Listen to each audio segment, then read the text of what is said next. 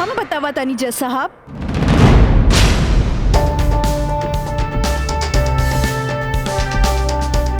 हम बताई।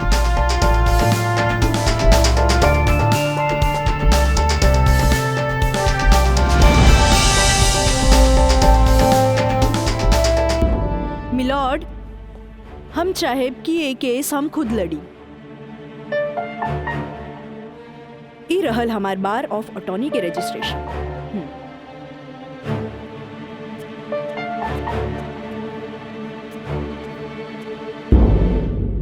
ओके, you can proceed. Thank you sir. आशीर्वाद दी। खुश रह। जा। मिलॉर्ड, बचाव पक्ष के वकील बार बार पूछा तारे कि 4 साल हम कहाँ रही। मिलॉर्ड, 4 साल इनके मुवक्किल राजा जैसन तमाम मुजरिमों के सजा दिलावे खातिर ई चोंगा बहुत जरूरी रहे।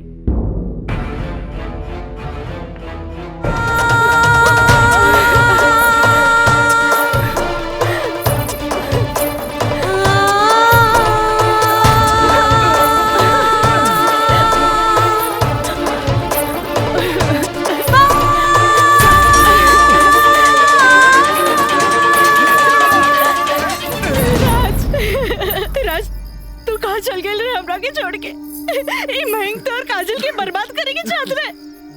तू बोलत काहे नहीं कि राज बोली ना। हम जहाँ भी गए रही तोरा का मतलब बा। और ये मयंक वैसे भी तोरा सारा के सारा सच्चाई बता देले होई। ये हमार बदला है काजल, बदला। प्रिंसिपल से शिकायत करके ते हमरा के पुलिस और कानून के धमकी तो दिला देले रलिस, पर अब ब्याहता बन के सुहागरात मनेले बाड़ी। एकरा के छेड़खानी और रेप के नाम तो नानू दे सकेली। भाभी भाभी देख ले हम कितना गला फाड़ फाड़ के चिल्लाता ली, गला फाड़ फाड़ के चिल्लाता रही। भाभी हमसे ब्याह कर ला, हम तो जिंदगी भर साथ निभाई, लेकिन ना तोहार तो खोपड़िया में औते ना रहल। देख ला। ठीक ही तो कहत आई। हाँ? एक काजल, तू मयंक से ब्याह कर ले। ऐसे भी एकरा हमार जूठन खाए की आदत बा। तू अब बस हमारे को जूठन बारू, जूठन जूठन। काजल, काजल, काजल। जी पापा। ये हम का सुन रहल बानी? तू 2 दिन से कॉलेज नहीं गेलू, आगे पढ़े लिखे के इरादा नहीं खेका। तू अच्छी तरह से जाने लू के खानदान में ग्रेजुएट से कम पढ़ल लिखल के अनपढ़ गिनल जाला। और तू तो अभी तक ले कॉलेज का मुंह ना देखेलू, खाली एडमिशन भइला। अरे हम कुछ पूछा था, हमरे बात का जवाब दो। पापा वो कॉलेज में पढ़ाई कम और छेड़छाड़ ज्यादा होला। वाह, बड़ा अच्छा बहाना हो गई है। आजकल कॉलेज में छेड़छाड़ होके लागल है। अच्छा ये बताओ, तुहार दादी भी तक कॉलेज जात रही? वो घड़ी इक्का दुक्का लड़की से भी कॉलेज जात रही। और जब तुहार मतारी कॉलेज जाए लगली तो कुछ लड़की लोग जात रहे। वो घड़ी भी तो लड़कन सब छेड़खानी करत रहे। और आजकल तो कॉलेज में आधे आध लड़कियन सब हो गई, तो तोरा के छेड़खानी के बहाना हो गई। कान खोल के सुन लखा चल, हमरा घर में पढ़ाई लिखाई खातिर कोनो बहाना ना चली, बुझलू? काल से तू कॉलेज जाइबू तो कॉलेज जाइबू, समझ लू कि ना? का समझ लू? ठीक बा, ये कि काल से हम कॉलेज जाए। गुड, ठीक है।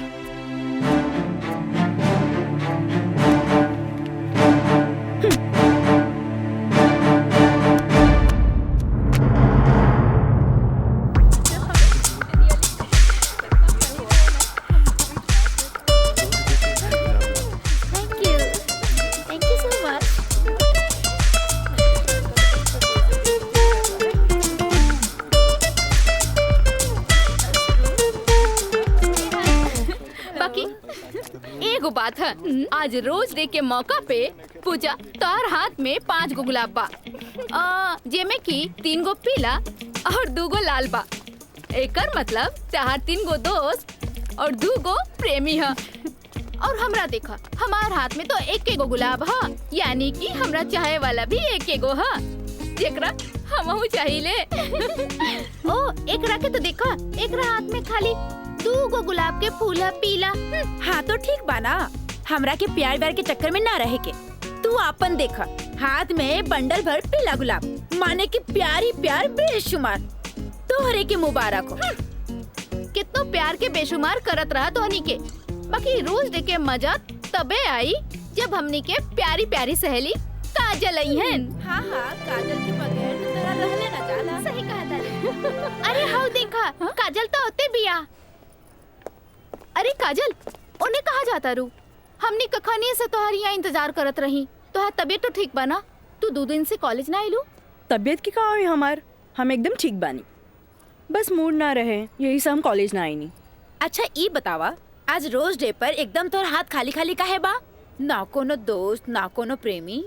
हमरा ई सब में कोनो इंटरेस्ट नहीं है। ई गुलाब के टोकरी तोरा खातिर भेजले हम। ई के भेजले हो? राज बाबू, बैंक साहब कहले हैं कि लाल गुलाब के टोकरी काजल के दे आवो। देख लू तहनी के, आज हमारी प्यारी काजल पर कितना सारा प्यार बरसल वो राज बाबू से। लेकिन हम एक बात कही काजल, ई गुलाब के जैसन मुस्कुराइया, बाकी गुलाब के जैसन बनिया मत, काहे कि ई गुलाब की खुशबू एकर फितरत है, तो मुरझाए लेकर किस्मत होला। तू ठीक कहलू प्रिया, ई राज के बच्चा के तो देखे के पड़ी। अरे देखे के पड़ी। ए भाई, मैच एकदम नजदीक आ गइल बा। बुझात नहीं खे कि हमनी के जीत पावल जाई, समझला? हे, हार के बात करे के बता जो अपना ससुर करे। ससुर के नाती पहले ही हार के बात करता। ये देखा ताड़े, विक्ट्री है विक्ट्री, विक्ट्री हमनी के हो। अरे पिंटू, एकरा के बता कि हमनी जीतब की हारब। जब तक हमनी के टीम में राज बा, हमनी के केहू ना हरा सकेला। केहू ना हरा सकेला।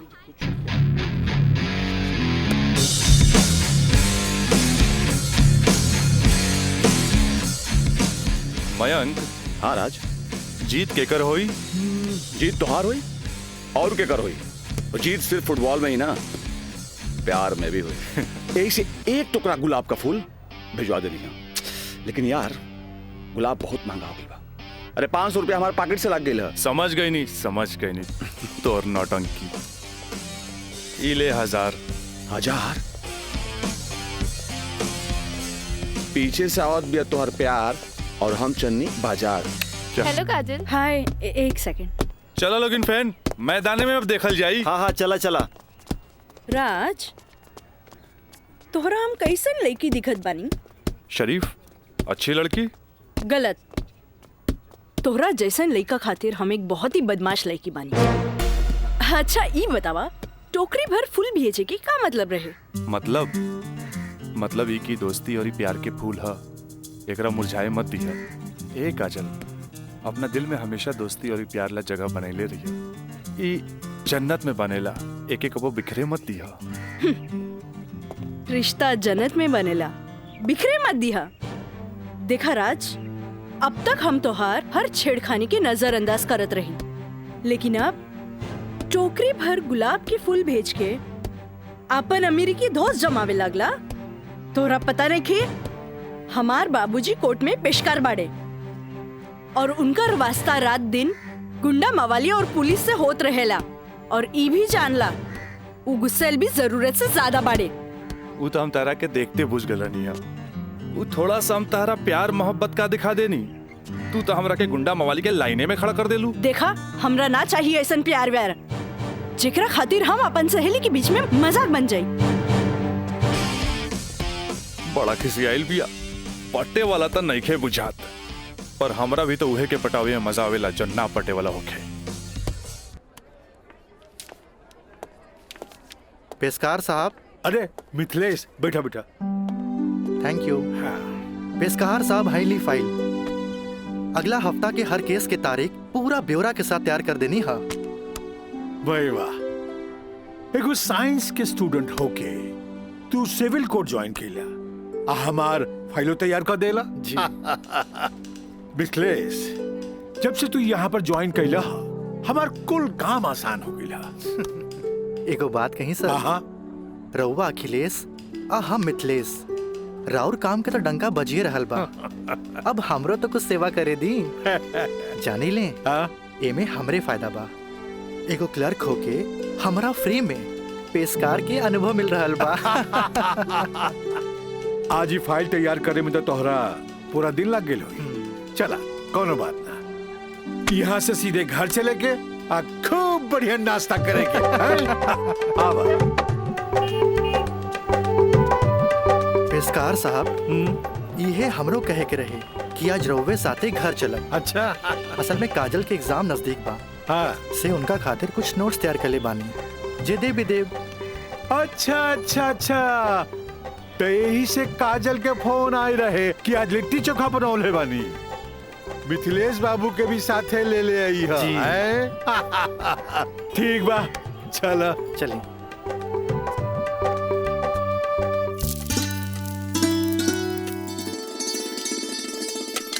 काजल। हाँ माई, बेटा तनी है बैगनवा देख तो।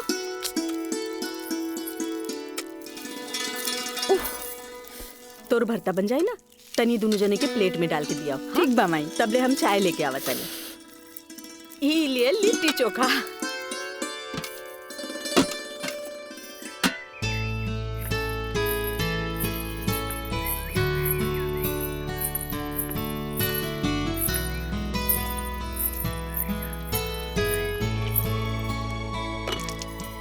का काजल, कैसन बारू? हम ठीक बानी। नोट्स लेनी की ना? अरे कैसे ना लेती, तहरा हाथ के पंजाबियन के भी फेल करे वाला बैंगन भरता जे खाए के रहे। ठीक कहला मिथिलेश, अपने काजल के हाथ के बनावल भरता के कारण ही सगरो रिश्तेदार के आवन जावन लागल रहेला जी, वरना ये मोबाइल का रिश्ता नाता के अलगे ही कर देला सर। जी बिल्कुल सही कहनी। काजल, हाई ला अपन नोट्स। हमार अंदाजा है कम से कम इमे से 2-3 सवाल तो जरूर आई। अरे खा भी मिथिलेश, लिट्टी ठंडा हो जात बा। अब ऐसे भी 2 दिन तक लेते ही नोट्स के हाथ लगाए वाला नहीं की, काहे कि 2 दिन के बाद फ्रेंडशिप डे जो आ रहल बा। हाँ। रउआ का समझा फ्रेंडशिप डे? दे 300 रुपया। 300 रुपया? अरे काजल के फ्रेंडशिप बैंड खरीदे के बा। है, और चढ़ाओ अपना बेटी के माथा पर। है फ्रेंडशिप डे, काहे ना कोनो मजिस्ट्रेट से ब्याह कर ले लो। अरे करम में तो पेशकार लिखल रहे, तका करती है? काम आई। हमार बाबूजी की कम समझे लो, मजिस्ट्रेट तो आइला जाइला। बाकी हमार बाबूजी की तो सारा जिला जवार जानेला। का मिथिलेश बाबू? हाँ हाँ बिल्कुल ठीक कह लू। ये दोस्ती हम नहीं तोड़ेंगे, तोड़ेंगे दम मगर तेरा साथ ना छोड़ेंगे।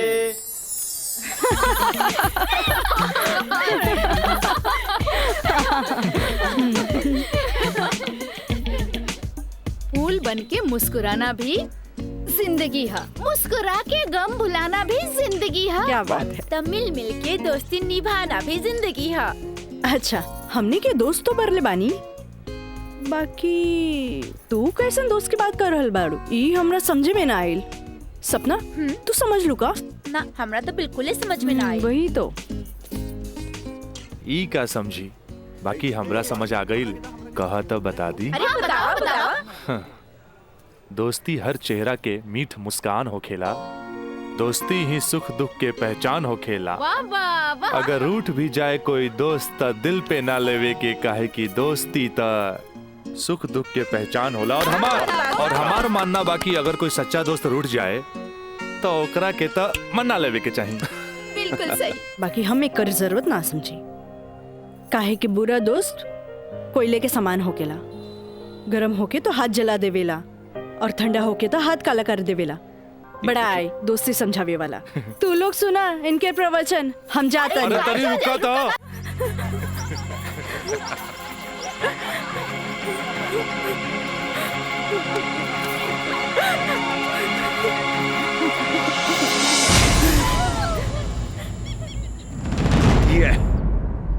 काजल, तोरा परेशान होके के जरूरत नहीं खे। खबर भेजवैनी हा, राज आपते हुई। मे आई कमिंग सर? यस, कम इन। का बात बस सर, आप हमके बोले नहीं है? हाँ, ई का सुनतानी हम हो, तोरा जैसे स्टूडेंट के वजह से ही कॉलेज के बदनामी हो जाला। को एजुकेशन के मतलब ही ना हा कि कॉलेज में कोई लड़का लड़की के छेड़खानी करे। लेकिन सर, हम कुछ ना सुनने के चाहता नहीं। अब कोई ना कोई स्ट्रिक्ट डिसीजन हमरा लेवे के पड़ी। ठीक बा काजल, तू जा सकेलू। जी सर, थैंक यू। लेकिन सर हम ऐसा क्या कर देनी है कि काजल आपके लगे हमारी शिकायत लेके आ गई है? शुक्र मनावा कि वो हमारा पास आ गईली। अगर पुलिस के पास जईती त सीधे अरेस्ट हो जाता। बुझला, आजकल ऐसा कानून आ गइल बा कि एकरा में बेलो ना मिलेला, सीधे जेल होखेला। बाकी सर वहाँ और भी तो लड़का लेके रहे। हाँ, अरे ये तो हम कहे के चाहता नहीं तोहरा। और भी लड़की रहे, यह लड़की के छेड़े के का जरूरत रहे? वो पेशकार के बेटी के मामला बढ़ जाइत त का होइत? तोहर बाबूजी के हम काम मुंह दिखैती। आइंदा ख्याल रखी है, तू जा सकेला। ठीक बा सर, थैंक यू। मयंक भाई, बहुत टाइम लगिल प्रिंसिपल के यहाँ। अरे तो आबते हो ना। का बात भइल? बड़ा टाइम लागत दला। कहत रहले हाँ, ऐसन के काहे पटावेला जौन शिकायत लेके आवे, ऐसन के पटावा जौन शिकायत ना करे। तो प्रिंसिपल साहब गलत का कहत बड़ा? पता ना काजल में का देख लेले बड़ा कि वही के पीछे भागा जात बड़ा। तोहनी के ना बुझाई, हमरा ओकरे पटावे में मजा आवेला जौना के पटावल मुश्किल बा।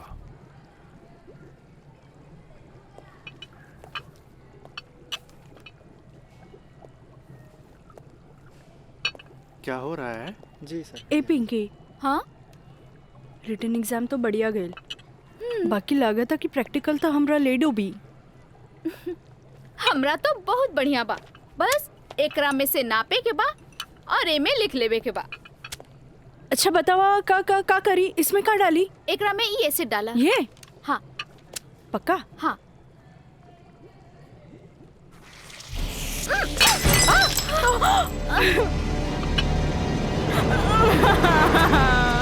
अरे काजल! काजल, where are you going? What happened?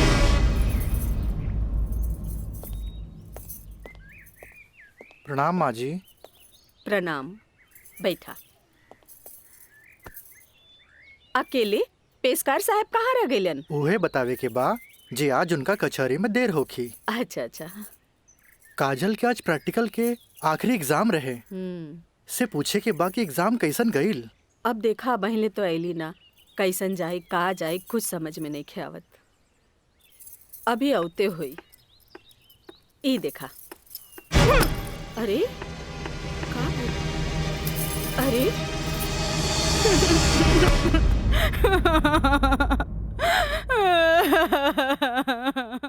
काजल, काजल, ए काजल, का भइल? अरे हमनी के अनदेखी करके यहाँ के रोवे लगलू। अरे का भइल? परीक्षा तो ठीक से गई ना?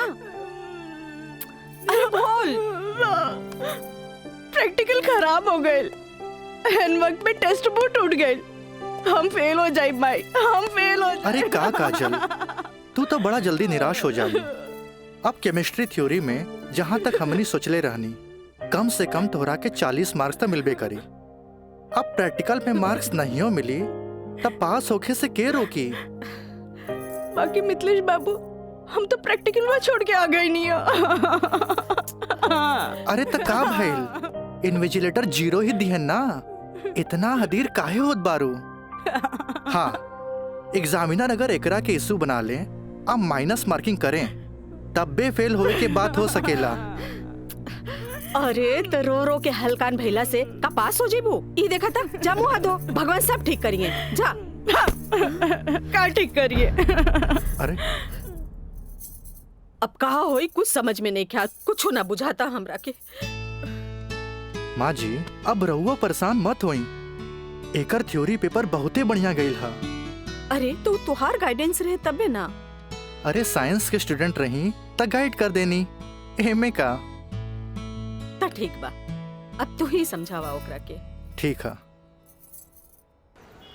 आई लघु हो जा चुप।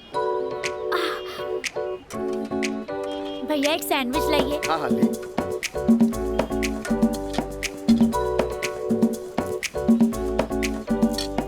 मुझे भी तो दो, और तीखा बा।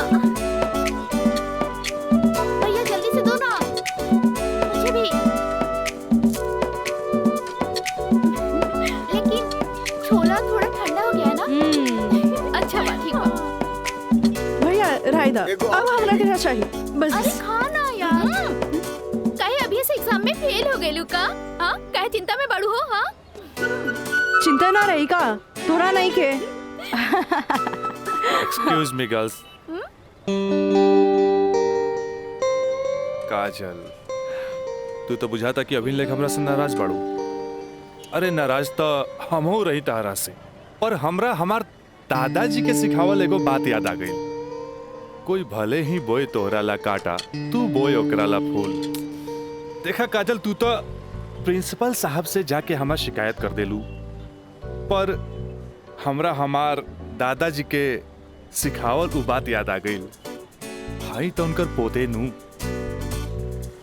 हम जकरा चाही लेनू ओकर पूरा ख्याल रखी ले, है ना? देखा है ने, और ये बात के पता तोरा बड़ा जल्दी लग जाई, बुझाइल?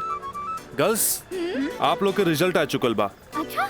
और ये क्लासरूम में आप लोग का रिपोर्ट कार्ड बट रहल बा। जाई चल चल चल जल्दी चला। अरे जल्दी चला चल। ए काजल, कांग्रेचुलेशन, आपके केमिस्ट्री के प्रैक्टिकल में 20 में 20 मार्क्स मिलल है।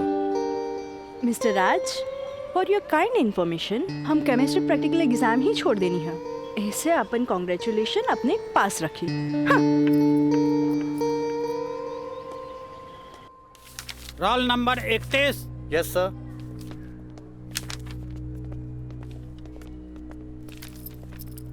Roll number 32। Thank you sir.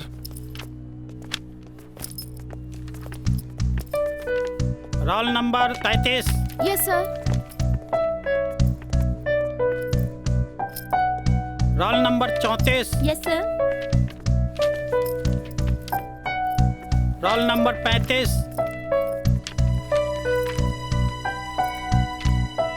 Roll number 36।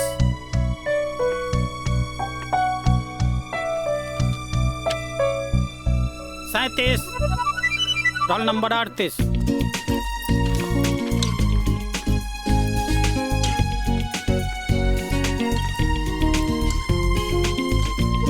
है ना? देखा है ने, और ये बात के पता तोरा बड़ा जल्दी लग जाए, बुझाइल?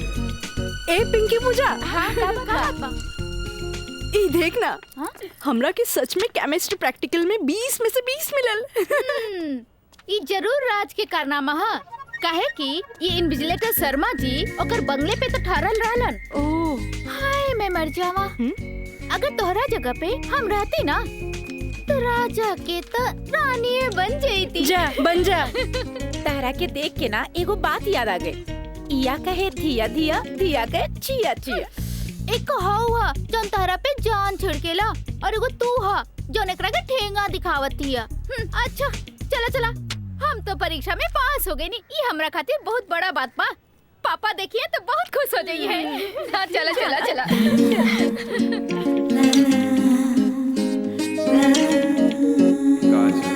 दादाजी के सिखावल एगो बात याद आ गई। कोई भले ही बोए तोहरा ला काटा, तू बोए ओकरा ला फूल। ई ले, अरे भाई अपोजिट टीम आ गई बा, हमनी के का होई? अरे आ गेल त का भइल हो? अभी तो टाइम बानू मैच में। टाइम बा त का एहिजे बैठ के टाइम पास करबा? ए जब हमनी के मैदान में जाएम नु तो देख के थर्रा जाइलो, ठीक बा? अब चला जौन होई तो मैदान में देखल जाई, उहे देखल जाई। चलो राज भाई बॉल दे। तोहनी के इतना हड़बड़ी बना तब बड़ा सन, हम आवाता नहीं। चलो लोग, चलो आवा।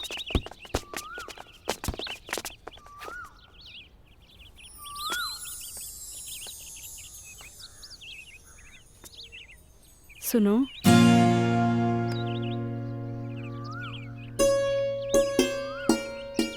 सॉरी राज,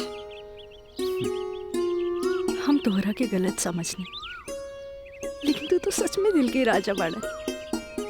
और तू ये राजा के दिल के रानी। ए काजल, हम तारा के बहुत चाहेनी। Thanks for chemistry practical marks. WhatsApp number मिली का? व्हाट्सएप? हाँ ठीक बा, ले ली। 8291717752। 8291717752।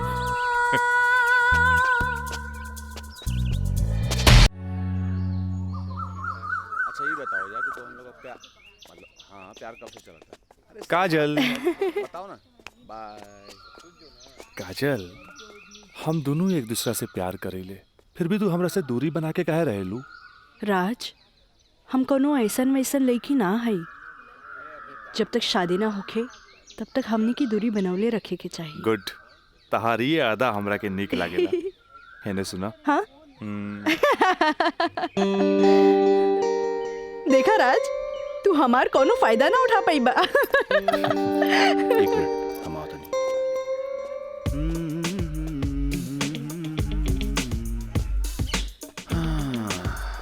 राज यार एगो बात बताई। काजल अब यार हमरा के भी अच्छा लगेगा यार। हम एगो बात बताई।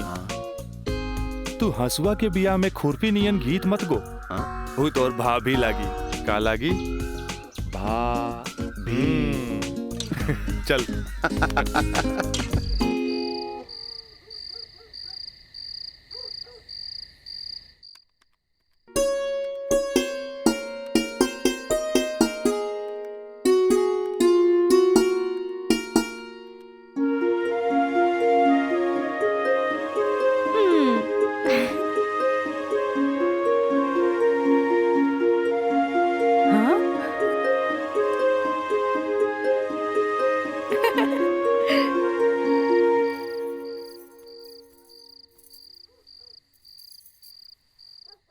घर के सब काम निपटा ले लूं। हाँ,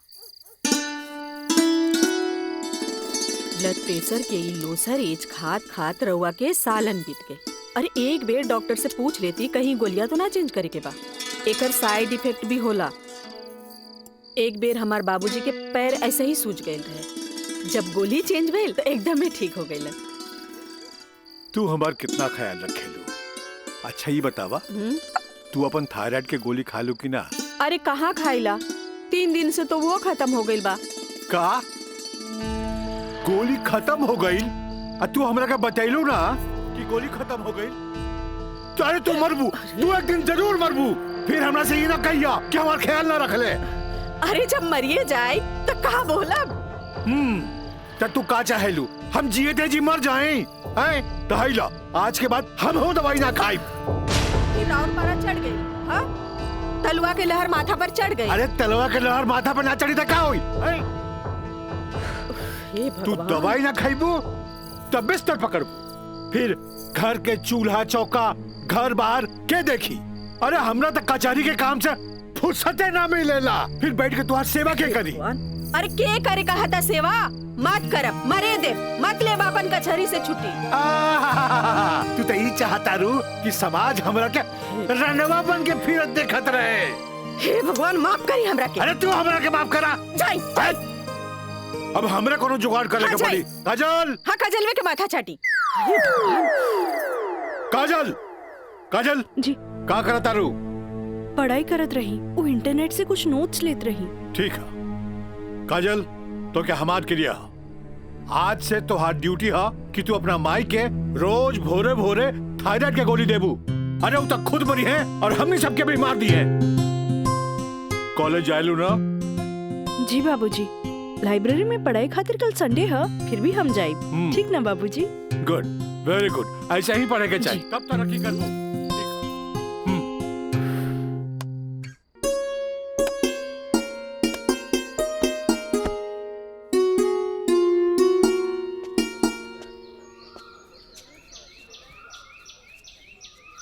काजल। Thank you. काजल, हम दोनों एक दूसरा के बहुत चाहिए, पर जब हम हमरा फ्यूचर के बारे में सोचिले तो हम देखिले कि हमार बाप के पास बहुत दौलत बा। उनकर दौलत के संभालत संभालत हमार जिंदगी गुजर जाई। हमरा ये आम आदमी नियन नौकरी चाकरी करे के फुर्सते ना मिली। अब बस तू हमरा जिंदगी में हमार जीवन साथी बन के आ जा तो हमार जिंदगी एकदम मजे में गुजर जाई। ए काजल, तू काहे ना अपना बाबूजी से हमरा बारे में बात करेलू? बाबूजी से? ना बाबा ना, हम ना बोल सकेनी। हमार बाबूजी बहुत गुस्सेल बाड़न। वाह भाई वाह, इकलौता बेटी भइला के बाद भी तू अपना बाबूजी से बात न करबू काहे कि बहुत गुस्सेल बाड़े। और इकलौता बेटा भइला के बाद भी हम अपना बाबूजी से बात ना करब काहे कि बहुत पैसा वाला बाड़े। ऐसन में तो हमनी के सपना धरल के धरल रह जाई। काजल, काहे ना हमनी के भाग के शादी कर ले जाओ? बिना बतैले भाग के शादी कैसे कर सकेनी? हाँ काजल, हफ्ता भर के तो बात रही। हमनी के भाग के कहीं भी शादी कर लेल जाए और ओकरा बाद अपना अपना बाबूजी के बता देहल जाई। सोचत का बाड़ू तारा से ऊंच कूल और धनाट घर के हई। जब तू अपना बाबूजी के बतैबू नु तो ना कर पाइए। और हमहू जब हमरा बाप के बताएब कि हम भाग के शादी कर ले बानी तो नाहियो चाहते हुए भी तारा के अपना बहू के रूप में अपना ली है। ए काजल, हम तारा बिना एक पल भी ना जी सकीले। ठीक बा, हम कोशिश करब। इनु भइल बात। अब छोड़ा हम बाय।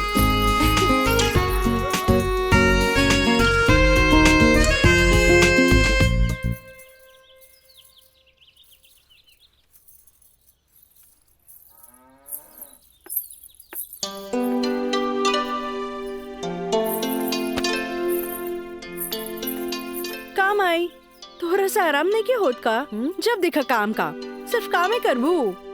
हमारा आराम के छोड़, ई बता हमरा से तोरा के का काम पड़ गई जे हमारा आराम के सोचे लगली? काम माई, हम तो हमेशा सोचनी ना माई।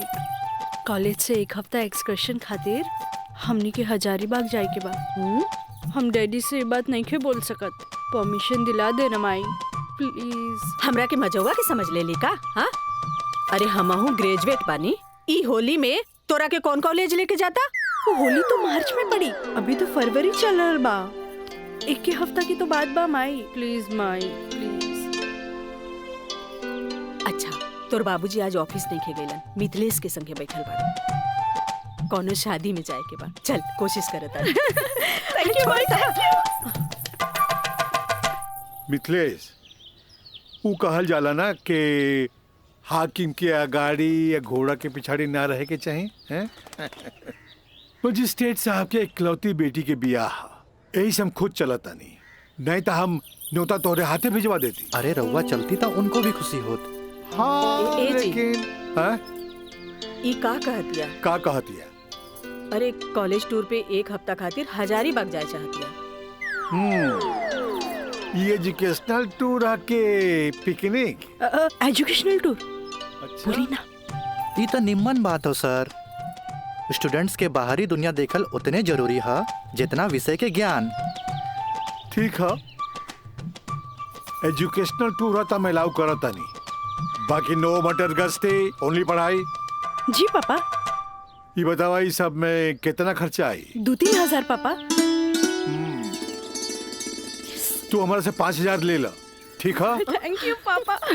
चलो तू हमरा के दिखावा कि वो न्योता के कागज तैयारी के लिए बांध देले बानी। चलो आए। पिछले हम आवत है, बैठो। जी सर जी। Thank you so much Mithilesh बाबू। अगर रउआ ना बोलती तो ये हरगिज ना मानतन। अरे वो तो हम तुहार मुंह देख के साथ दे देनी। जा मजा करा। कैसन लागल? वाह, सो ब्यूटीफुल। ये कहाँ लेके आ गई ला? पहले चला था तब ना पता लगी। उतरा। अरे स्टैंडवा कहाँ चल गई?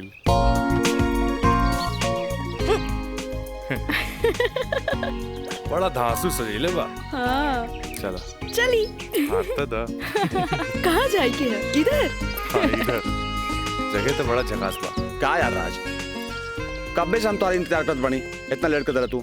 मयंक, राज, मयंक यहाँ? हाँ, एकरा पहले भेज देनी। इस सारा जे तामझाम बा इस सब के अरेंजमेंट के करी यार तो हम लोग का शादी खातिर एगो विद्वान पंडित से बात कर ले बानी और देखा तोहनी के आराम खातिर यहाँ सारा साधन सुविधा मौजूद बा। और हाँ हनीमून खातिर स्वीट रूम भी बुक कर ले बानी। और देखा अब हम निकलता नहीं कहे कि हमारा के मंदिर जाके बा और मंदिर जाके पूरा शादी का सामग्री लेके आके बा। बाप रे इतना सब तैयारी। अरे शादी की करबा हमार दोस्त राज का शादी बा। गलत बात। शादी होता हमार सपना के शहजादी काजल के राज के साथ। अच्छा देखा यार जो तो पैसा दिला ना सब पैसा खत्म हो गए कुल तामझाम में। ऐसा करा कि हमरा के तू 25,000 रुपया और दे दा काहे कि बहुत सारा काम बाकी बा अभी। पैसा के कौन बात भाई ई ले। अगर बाबूजी अगर ये शादी करते नु तो लाख के खर्चा लाखों में चल जाई। दोस्त महिम रिश्तेदार पूरा शहर के बुलाईते। और वैसे भी तो बाबूजी जब रिसेप्शन पार्टी दी है तो जाई खर्चा बढ़ी। अच्छा हम निकल रहे हैं बहुत सारा काम बाकी बा। ठीक बा तू लोग आराम कर चलो। Bye bye bye. तो काजल अब तक गला लगाईबू नु यहाँ तो यहाँ के जाना था हमनी के। ओ Raj I love you. I love you too. जुबान निकालिए बंद कीजिए। ठीक है।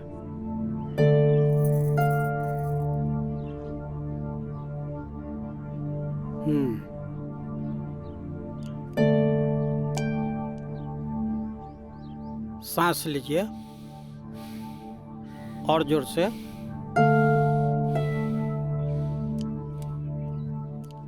घबराए के कोई बात नहीं खे। ऊपर के बीपी थोड़ा बढ़ गई है। अच्छा। से लागता कि काम के प्रेशर ज्यादा बा। जी नया मजिस्ट्रेट आइले हाँ से कुछ ज्यादा ही फाइल इनके हवाले कर देले हाँ। ठीक है ठीक हो जाई। अभी आंख लगल बा सोए दिन का के। और हाँ पानी पियावल करी काहे कि पानी पियला से पेशाब यानी यूरिन पास हुई तो रिलैक्स हुई है। जी जी बाकी दवा वही चली। जी डॉक्टर साहब। जी डॉक्टर साहब हाई ली अपन फीस।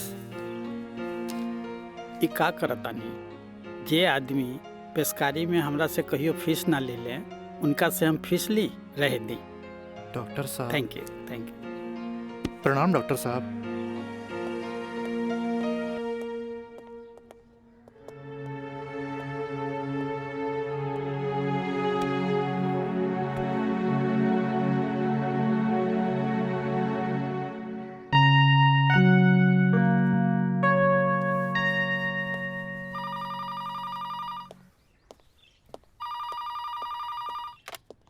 हेलो हम काजल बोले तानी। हाँ काजल बोला कैसन बारो। माई बाबूजी कैसन बाड़न। बाबूजी के तबीयत खराब बा। बीपी बढ़ गई हा से सुतले बारन उठाई का। हाँ नहीं छोड़ दी यहाँ सब ठीक बा। आप कैसन बानी। हाँ हम तो ठीक बानी। माई के बुलाई का ना रहे दी आके हम सरप्राइज दे। Okay by.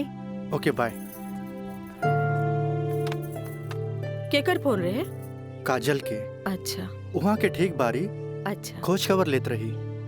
अच्छा माँ जी हम चलत आनी सांझ के फिर से आ जाए। ठीक बा।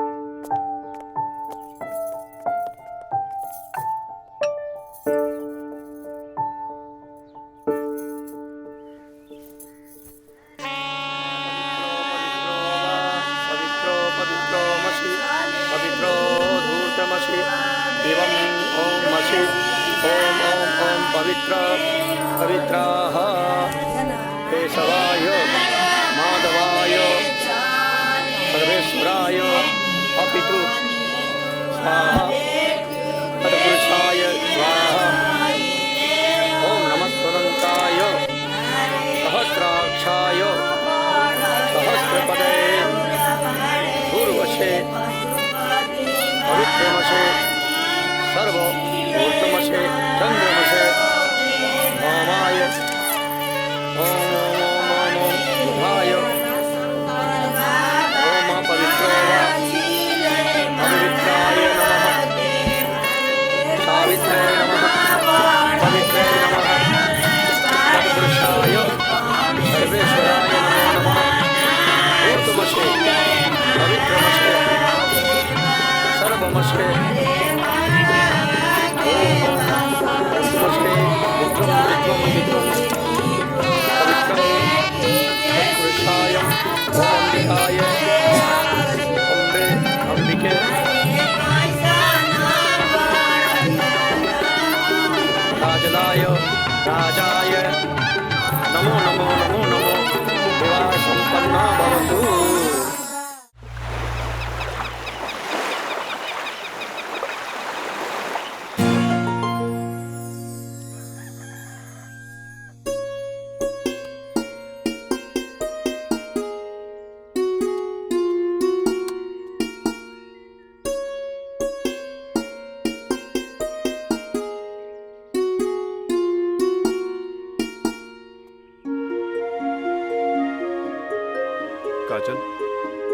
काजल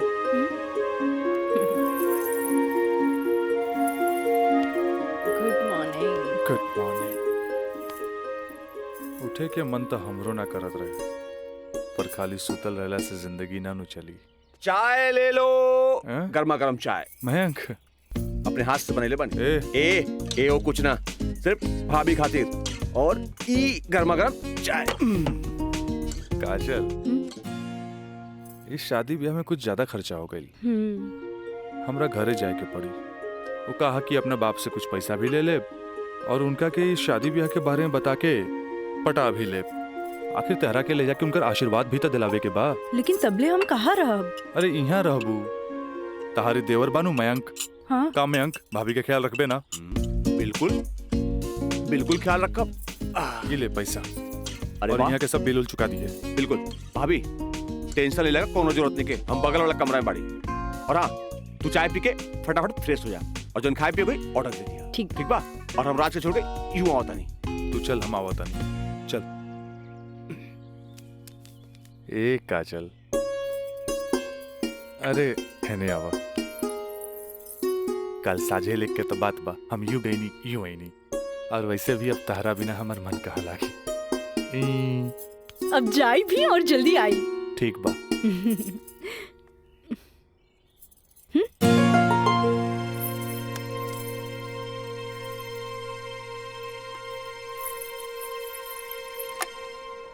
हेलो। हाँ, अरे देख रही हो कि मैं ऑफिस में हूँ, कितना काम पड़ा है, कितनी फाइलें पड़ी हैं, और तुम हो कि ये ले आइएगा वो ले आइएगा। हद कर दिया तुमने यार। मैं कम इन सर? कम इन। अखिलेश बाबू कैसन बाड़न? जी बीपी तो कंट्रोल में है, बुखार के वजह से थोड़ा कमजोरी आ गई है, यही से शुक्रवार तक की छुट्टी के अर्जी दे ले हैं। कोनो बात नहीं के, दिन रात काम करे वाला आदमी के अरे थोड़ा बहुत आराम तो चाहिए ना। जी कह दिया ऑफिस के चिंता न करे जी, जब वो ठीक हो जावे तबे ऑफिस आवे। ला एकरा के फाइल में लगवा दे। Thank you sir.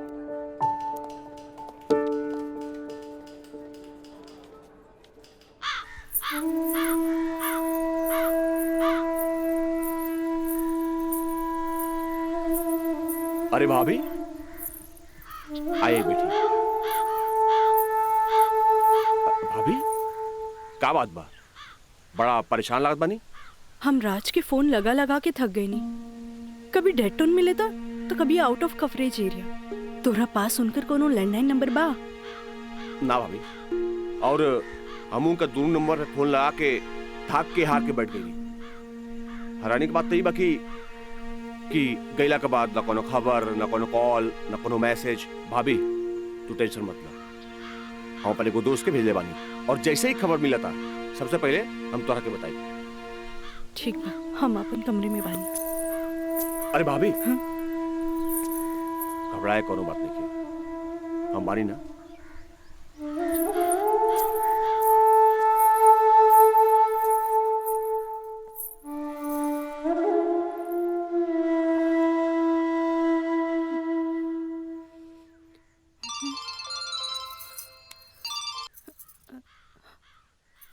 Kajal, trip कैसन जा रहल बा?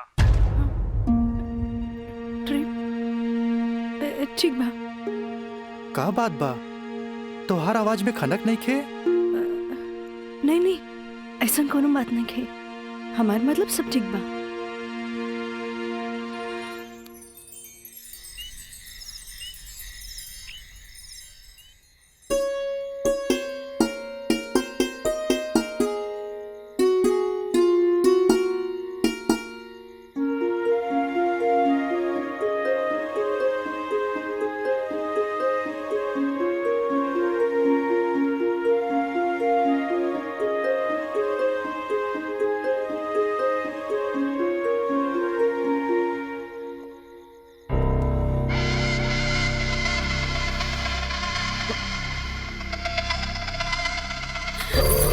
देवर जी, मयंक, ये क्या बदतमीजी है? चल जाइए यहाँ से, वरना राज के बता दे। किसे? राज से? रात से वो भाग गए। आवेला नहीं खे। हाँ? तोरा क्या पता? हाँ? ये भी कुछ हो रहा बना। सब ओकरे प्लान के तहत हो रहा बा। वो तो तोरा के भोग के और भौरा जैसे चूस के भाग गए। काजल पता बा जब तो के पहला बार देख ली तू पहली नजर में हमके पसंद आ गई और हम तो के दिल से चाहे लग रही। काजल आज दिल से चाहे लग रही। तुझे कहा तारा कौन सच बा? सच ना 16 आना सच बा। ये बात हम तुझे बहुत पहले बता दी थी, लेकिन क्या करी ये मेरी हमार मुंह बन के तरस। देखा तू गरीब हम गरीब हम तो क्या अपने काजल। हाँ हमसे ब्याह कर ला। हम तो क्या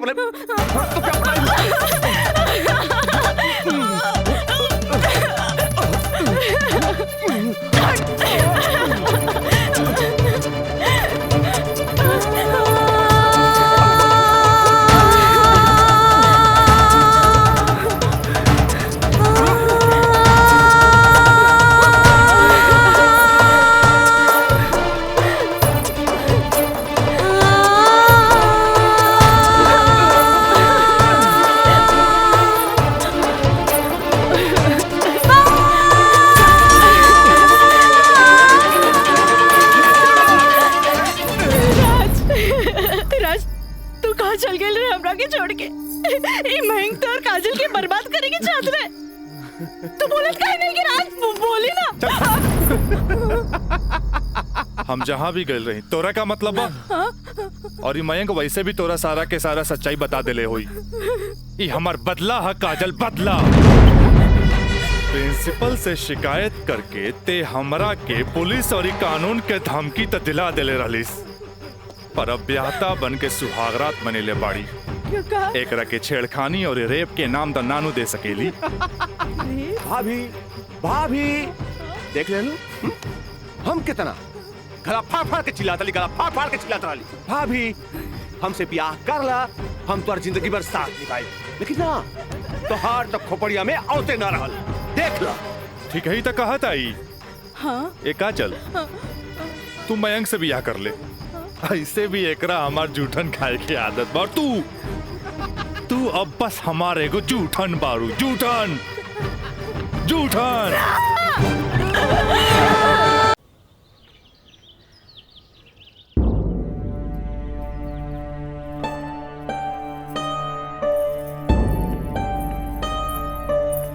काजल काजल कहाँ भइल मई बाबूजी के? अरे ये ठीक बाड़न, दवाई खा के सुतल बाड़न। रुका हम उठा देता नहीं। ना मैं रह दे, आराम करी दे।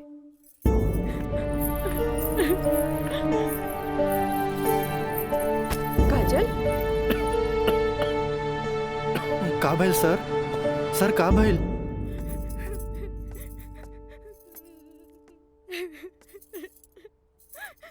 काजल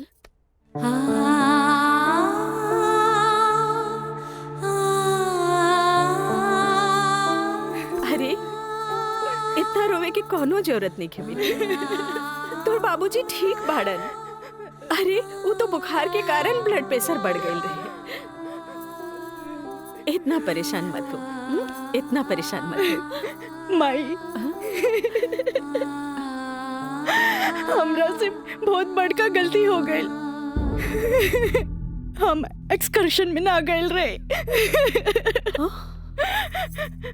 बल्कि हम अपन बॉयफ्रेंड के साथ गए रही और वो हमरा के दगा दे गए।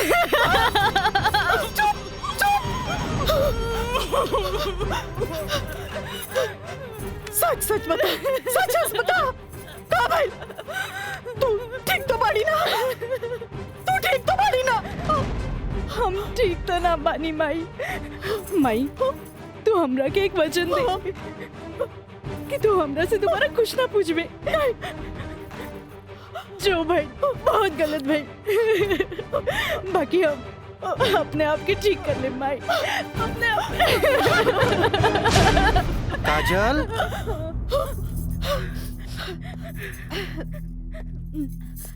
काजल, बाबूजी तोरा के बुलावत आ रहे। चला।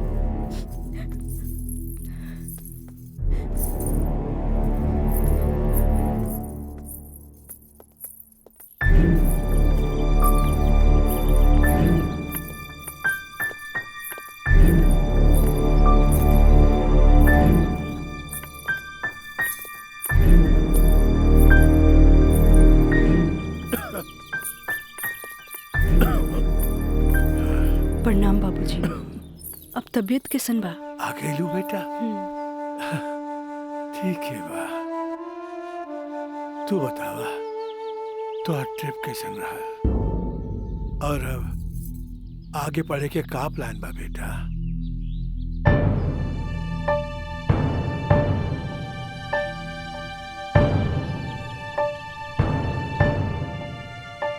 बतैलू ना बेटा? पापा, हम वो साइंस ना पढ़ के लॉ पढ़े के चाहता नहीं। तो ओकरा में का बात है बेटा? विषय कोनो खराब ना होखेला, पर जरूरत है तो ओकरा में अच्छा करे के। अगर तू लॉ ज्वाइन करे के चाहता रहो तो लॉ ज्वाइन कर ला।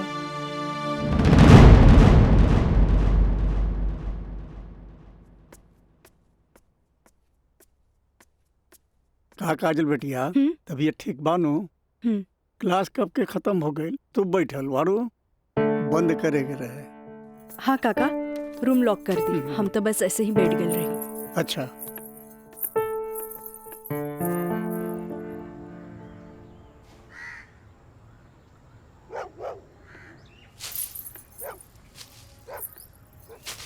काका,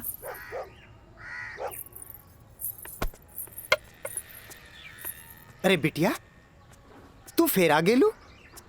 अरे हम कई साल से देख रहल बानी कि हर 3-4 महीना पर तू आ जालू।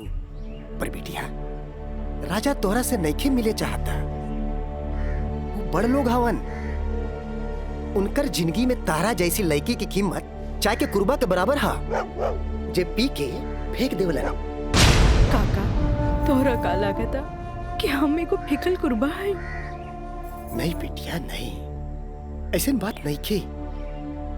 जे हम देखिला से बताइनी बिटिया, हम उनकर घर के नमक खैले बानी। फिर भी जब जब तू आयलू हम उनका बताइनी, पर राजा बाबू है कि एक कान से सुने ना और चल जालन। पर बिटिया, हम वहां के नौकर हैं। फिर भी अगर हम तारा काम आ जाई ना तो हम अपना एक बहुत खुश नसीब समझब। काहे कि तू जब जब आवे लुनू हमारा देखल नहीं जाला बिटिया। काका, अब की बार उनसे कह दिया कि काजल आखिरी बार आयल रहे, एगो घड़ा रहे जेकर पानी ऊपर तक भर गई।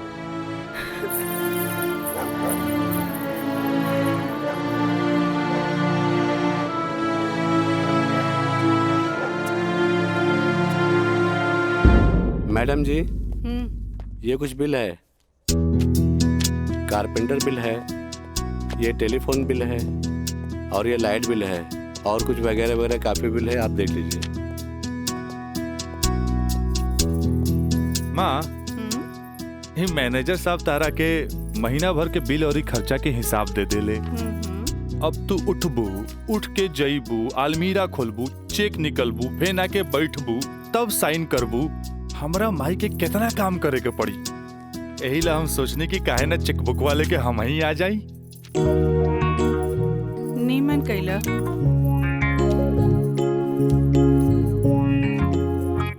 अच्छा, तो तू एम्मा अपन 50,000 का चेक पहले से भर ले बाड़ा। तभी तो हम समझे कि माई के इतना मस्का काहे के।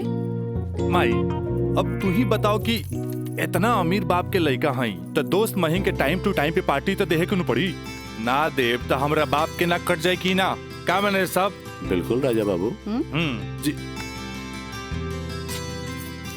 ले अपन बाप का ना कोच कर। इनू भाई हमरा दुनिया के सबसे बेस्ट माई वाला बात। Love you Mai. मैनेजर साहब। जी मैडम। इस सब रसीद आप एक साथ पूरा बिल कह के हमरा के दें। हम एक एक गो चेक काट देते हैं। जी मैडम। ठीक है? जी मैडम। हमरा ई बात के बहुत खुशी बा कि रवा लोग हमार ग्लोबल कंपनी में इन्वेस्टमेंट करे के चाहता नहीं। ये हमरा खातिर बड़ खुशी के बात बा।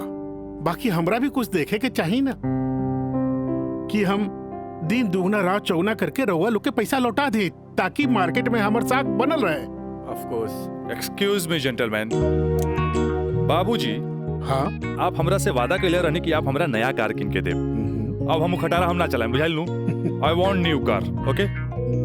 Yes, Raja is right. I am witness. Okay, I will buy car for you. Thank you, sir. हम चलता नहीं बाबूजी। तो ठीक बा, रउए कार खरीदा दे। बाकी राउर कार की खर्चा कंपनी के इन्वेस्टमेंट पे दिखावल जाई। Okay, thanks. जेपी साहब, आपका बेटा तो हीरो लगता है। आखिर बेटा के करा हमरे नु। अरे यही तो उम्र में ऐश करे के।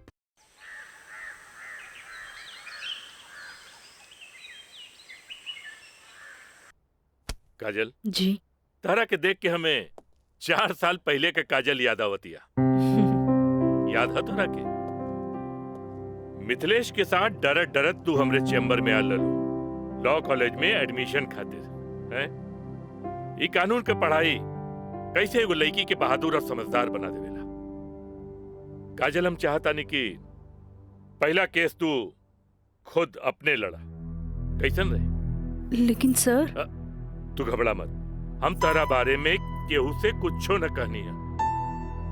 देखा ये वकील लोग अपने क्लाइंट का सिक्रेसी अपने साथे चिता में ले जालन। बैठा। हाँ तो केस ये है कि मुवक्किल एक गरीब लड़की है जेकरा के शादी का झांसा दे के पहले भोगल गई और बाद में जूठन की तरफ फेंक दी। वो दहेज के केस न कर सकत रहे काहे कि वो गरीब रहे। वो रेप के केस न कर सकत रहे काहे कि वो अपने घर वाले के मुंह पर कालिक न पोते के चाहते। वो प्रताड़ना का केस भी न कर सकत रहे काहे कि वो घर में कब्बो रहली नहीं। अब वही मुवक्किल का केस तो के लड़के। अब वही गरीब लड़की का केस एक पढ़ा लिखल समझदार वकील के लड़के। काजल, हमरे नजर में तू एक मर्द लड़की बाड़ू। हमें फख्र बा कि तू हमारे असिस्टेंट बाड़ू। आई एम प्राउड ऑफ यू बेटा। जी सर, थैंक यू।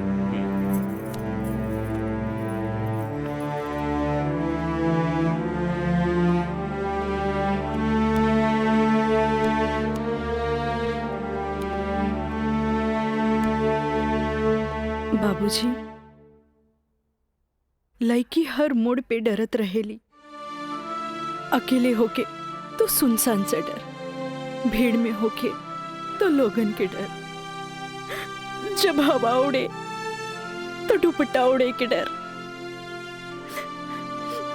केहू घुरे तो ओकरा आग के डर, बचपन में माई बाप के डर, बड़ होके तो भाई से डर। सिर्फ डरत रहेली, तब तक डरत रहेली जब तक ओकरा जीवन साथी न मिल जाए। और हमार जीवन साथी तो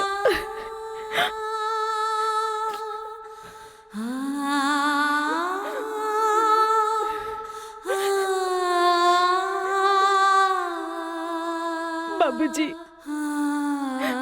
आज हमार पहला केस बा, राउर आशीर्वाद चाहिए। काजल, माई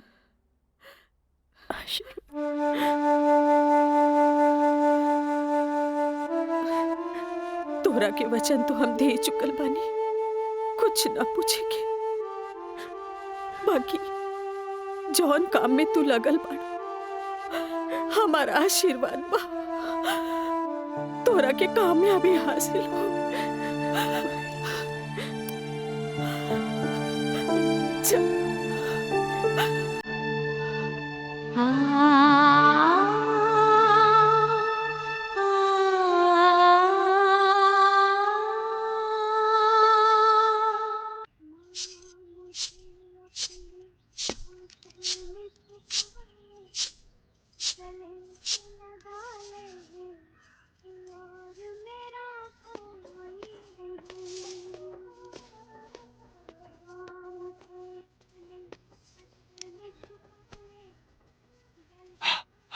माई हमरा के 7,000 रुपया चाहिए नौकरी का फार्म भरे के बाद। का है वो तो हाथ दोस्त राजा वो ना करेगा तोरी मदद। भाई अब हमारा के केहू को मदद की जरूरत नहीं है, खुद नौकरी करे के बाद, कमाए के बाद, कुछ बने के बाद। यही तो हम कहा था नहीं उम्र हो चलल नौकरी ना करबे तो कौन बाप अपन छोकरी तोरा से ब्याही। हमरा का हमार जिंदगी के का आज है कल ना रहे फिर। बहुत हो गया भाई, चल पैसा दे। दे पैसा तोरा से मुंह लगाए बेकार है। पैसा पैसा पैसा। हाँ हाँ दे। देता नहीं।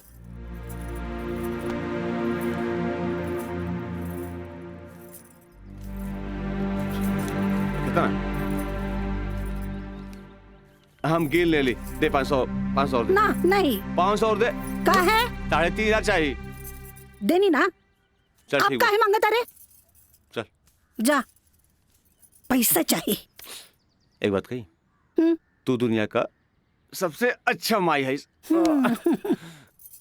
चल मैं चलता रही।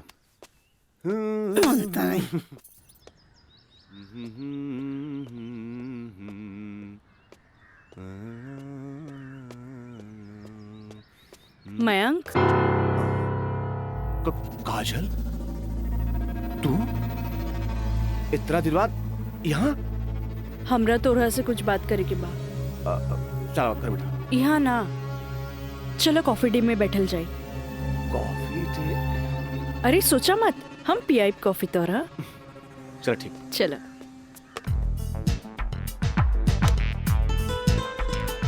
इला। Thank you. पिया ना।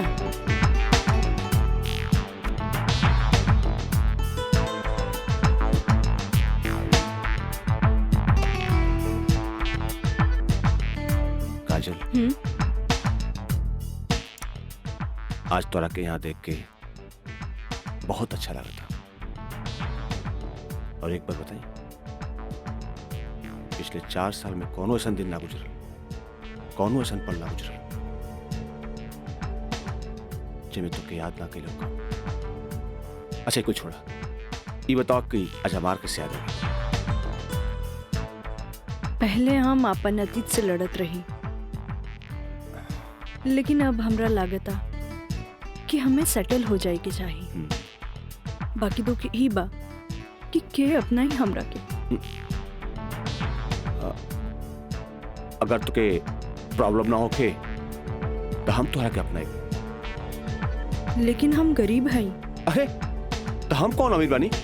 हम तो गरीब बानी। हम और तू चाहिए तो अमीर हो सकत हैं। वो कैसे? हमार साथ दे के। जिंदगी भर साथ दे। ऐसे ना, प्रॉमिस करा।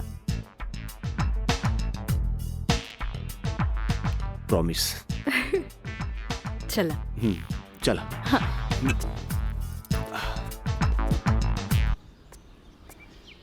मिथिलेश जी, कोनो देर तो ना भइल? अरे ना बाबा, पहले ई बतावा भइल का? मयंक से साथ देवे की वादा ले लेनी है। अब तू अपन मिशन में कामयाब जरूर हो जाएगी। आगे देखी, लेट्स गो। सुनी, एगो बात कही, सब कुछ जलना के बाद भी आप हमें हेल्प करत हैं, ऐसे हम कबो ना भूल सके।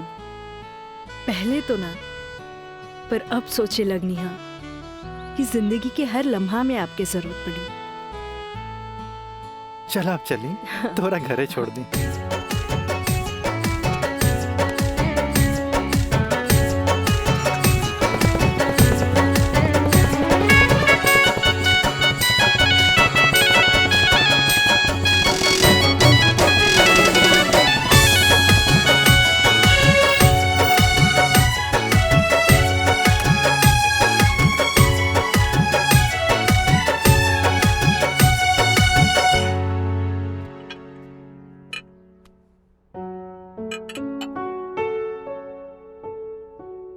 सुनी, एगो बात कही, सब कुछ जनला के बाद भी आप हमें हेल्प करत हैं, ऐसे हम कबो ना भूल सके। पहले तो ना, पर अब सोचे लगनी हा कि जिंदगी के हर लम्हा में आपके जरूरत पड़ी।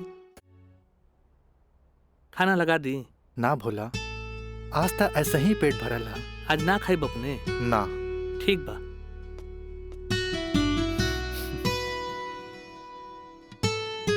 मैं पंडित देवी दत्त शर्मा।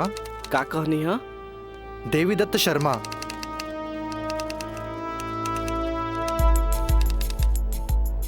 सत्रह मई के भाईल। अच्छा भैया तनी जल्दी करी, देर होता।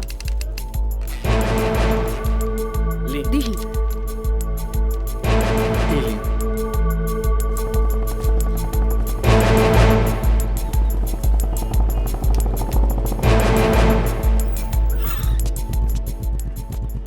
आ गए नहीं टाइप करा के? जी। लाइन लाइन दस्तखत हम कर दी। एली।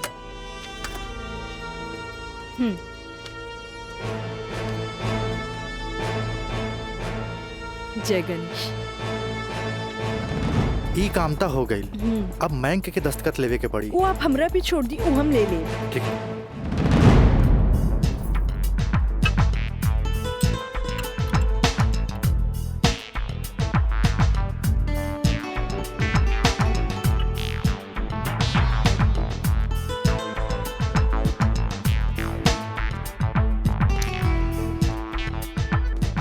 हेलो। हाय। सॉरी यार, आवे में थोड़ा लेट हो गया। अच्छा यही देखा, हम तोरा खातिर का लेके आइल बानी। अच्छा पहले चाय पिया। इला।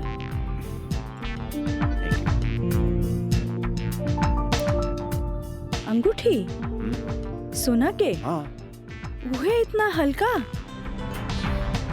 मन तो रहे कि हीरा के लेके आई थी, लेकिन का करी, पैसा का तंगी। अच्छा ई बतावा, खुशहाल जिंदगी जिए खातिर तोहरा कितना पैसा चाहिए? 20 लाख। अगर हम तोहरा पूरी 50 लाख दी तो कैसन रही? वैसे ही रही। समझ ला अनार के आंख मिल गई। तो चला फटाफट ई पेपर पे साइन कर दे।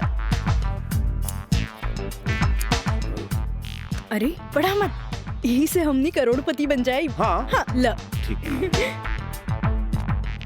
डॉलर भी कदम तो गिरब तो हर बहिया में ना।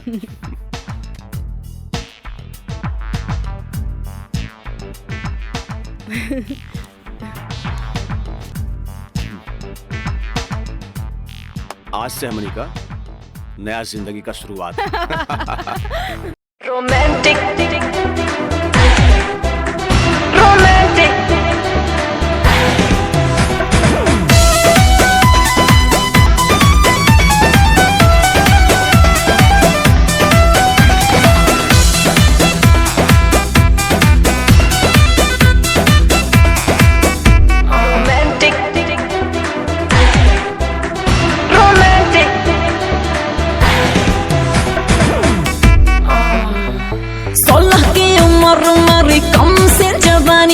खोज रही हूँ ऐसा मुंडा जो हो खानदानी।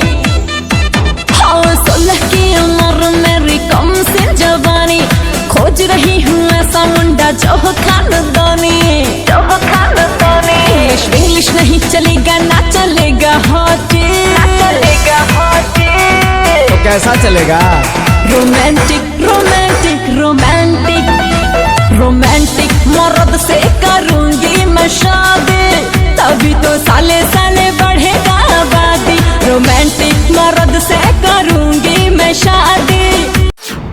मीना, मंजू, रेखा, कस्तूरी के डांस देख के कुछ समझ में आयल? अरे सरकार के देख के बाजार बदल जाला, बाजार के देख के साहूकार बदल जाला, आ घोड़ा के देख के सवार बदल जाला, शिकारी के देख के शिकार बदल जाला। ऐसे ही मेहमानों के बदले पे सत्कार कभी बदल देवे के चाहिए। अरे पहले के जमाना कुछ और रहे कि मर्द नाजो आदा पर लुट जात रहे, लेकिन अब जमाना बदल चुकल बा। आज के जमाना के मर्द सबके कमर तोड़ नाच पसंद आवेला।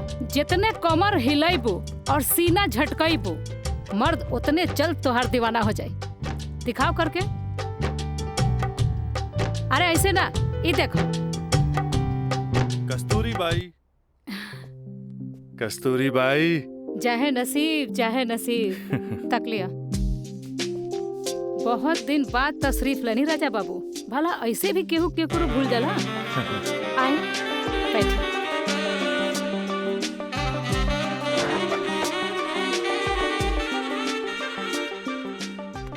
ना कस्तूरी बाई, हम भुलाइल नहीं की।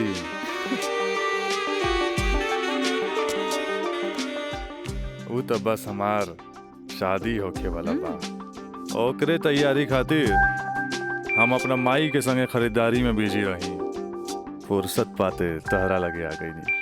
अच्छा एगो बात बतावा, कौनो बेहतरीन डांसर बा हमरा बियाह में नाचे खातिर? बानो एगो नया परिंदा बा। हाँ। मंजू, राजा बाबू का उहाँ ले जा जहाँ आज निराली का प्रोग्राम होता। आई जाए।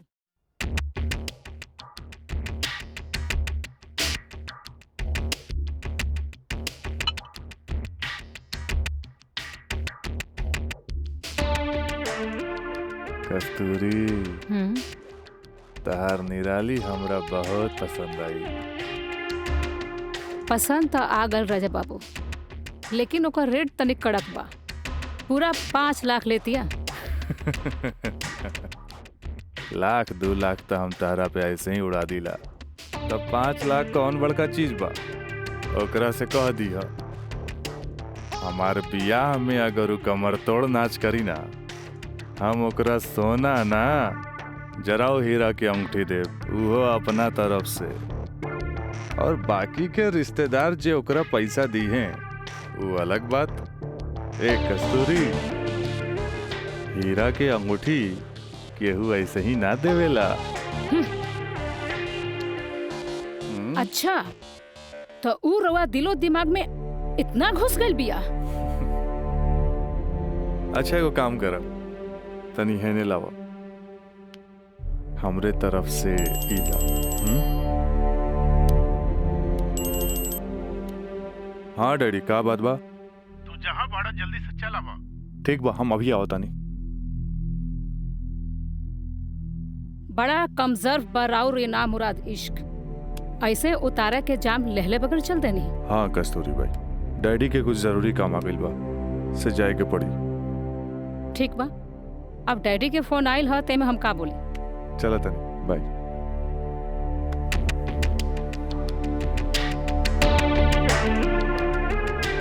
हीरा के अंगूठी तो दे गई, लेकिन तेरा दिल में गड़ल निराली के तीर निकाले के पड़ी।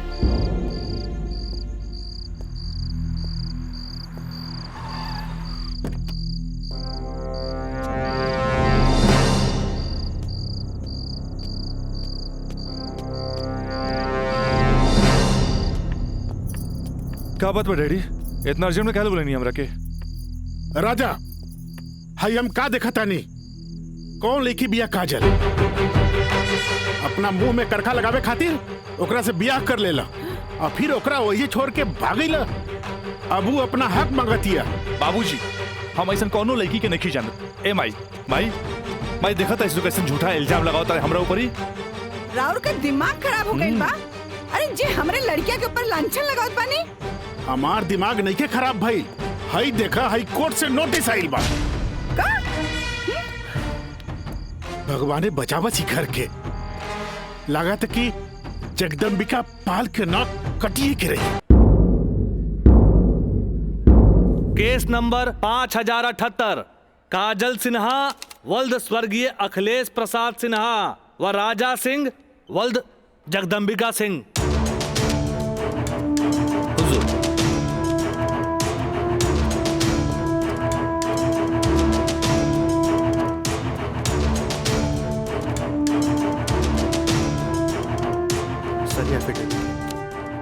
केकर? गवाहन के। अच्छा ठीक है, चट बेटा। मिलॉर्ड, असल में ये एक अमीर आदमी के प्रताड़ित करे वाला केस है। साथ में पढ़े वाला 2 बालिग दोस्त के आपन मर्जी से हम बिस्तर होए के केसा। I object milord. हमार फाजिल दोस्त एकदम बेकार का बात कर रहल बड़न। सच्चाई तो यह है कि हमार मुवक्किल काजल का बिया राजा के साथे बाकायदा मंदिर में भैल रहे और यह 2 गवाहन के एफिडेविट, एगो राजा का सबसे खास दोस्त मयंक और दूसर बियाह कराए वाला पंडित। आप देख ली। 4 साल बाद हमार फाजिल दोस्त के मुवक्किल कहाँ रहले? सच्चाई तो ई बा जज साहब कि हमार मुवक्किल राजा के शादी रोक के रुपया ऐठे के एगो षड्यंत्र बा, षड्यंत्र। शादी? कैसन शादी? अरे राजा का शादी तो पहले ही हो चुकल बा। अगर दोबारा शादी भइल ना तो तोहार मुवक्किल जेल जाई, जेल। बस जज साहब बस, हमू इनका से यही पूछा तानी कि आखिर ये किस्सा 4 साल बाद ही काहे उठावल गई, बताई? हम बतावा तानी जज साहब।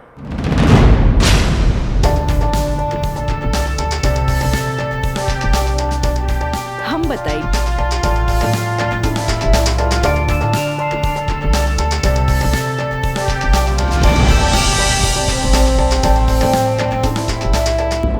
मिलॉर्ड, हम चाहे कि ये केस हम खुद लड़ी। ई रहल हमार बार ऑफ अटॉर्नी के रजिस्ट्रेशन।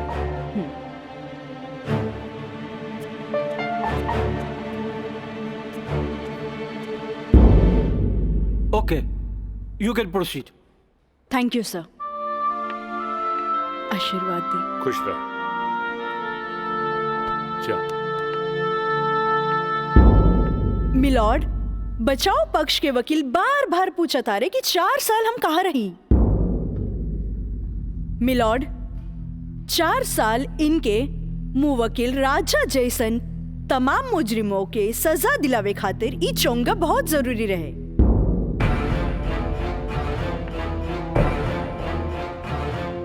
मिस्टर हैदर काज़मी साहब, अब समझ में आयल कि 4 साल हम कहाँ रही कि और डिटेल बतावे के पड़ी।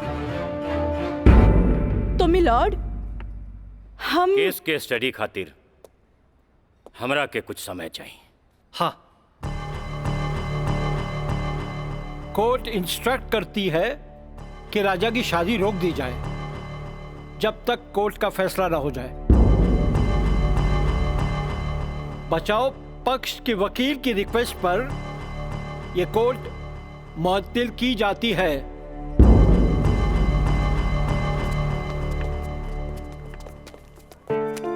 बहुत सही किया। देख के घबरा गई,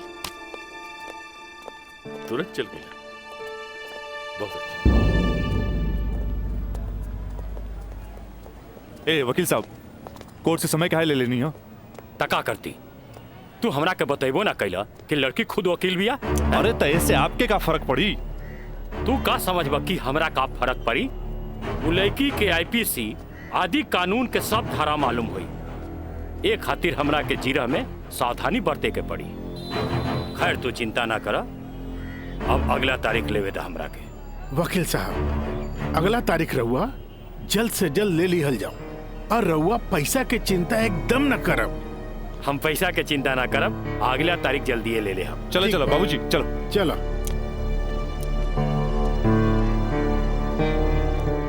हेलो, हाँ, अब फिक्र करे के बात नहीं के। अरे तहार काम हो जाई, हम समझ गए नहीं, एकदम में समझ गए नहीं। हाँ,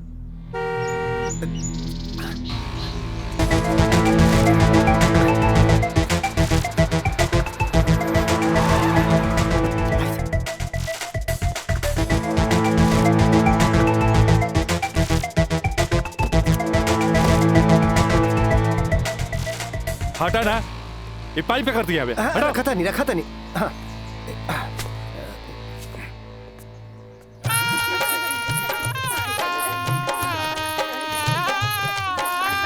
बंद करो इस नौटंकी, ये शादी ना हुई। अरे हटा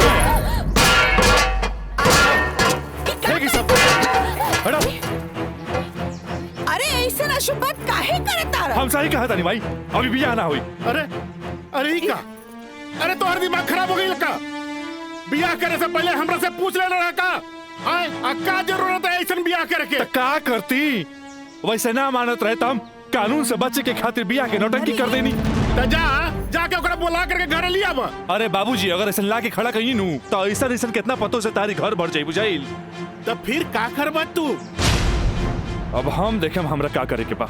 बहुत हो गई, बहुत हो गई। देखा देख रहलू है ना तू? एकर दिमाग चल गई बा।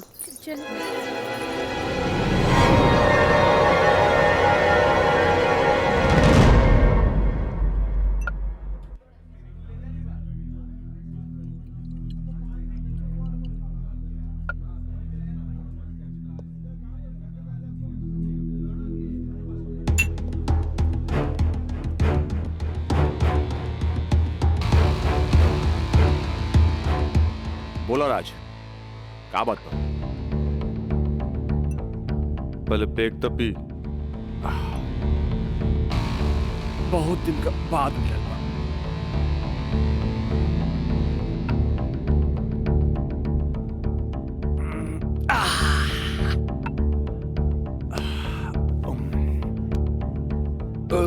अब बतावा का बात बा? मयंक,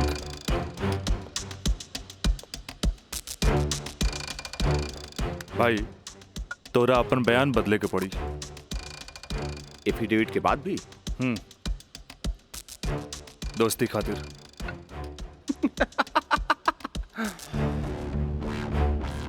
अब बयान देने का कीमत काजल 50 लाख लगल गया। बयान बदले के बाद बयान बदले का कीमत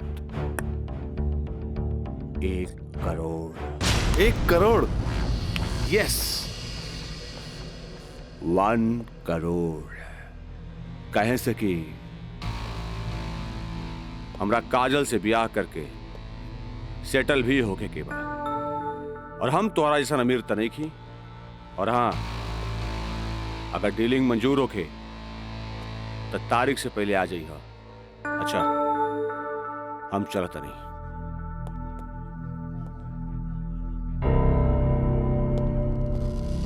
हमार बिल्ली हमरे से म्याऊं।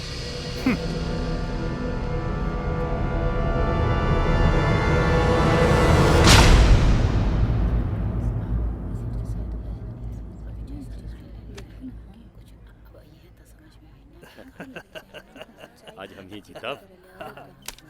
केस बहुत बढ़िया बा। Order, order. बचाव पक्ष अपनी बात रख सकते हैं। योर ऑनर, बचाव पक्ष के हमार मुवक्किल राजा के हम कटघरा में बुलावल चाहब। ओके, यू कैन।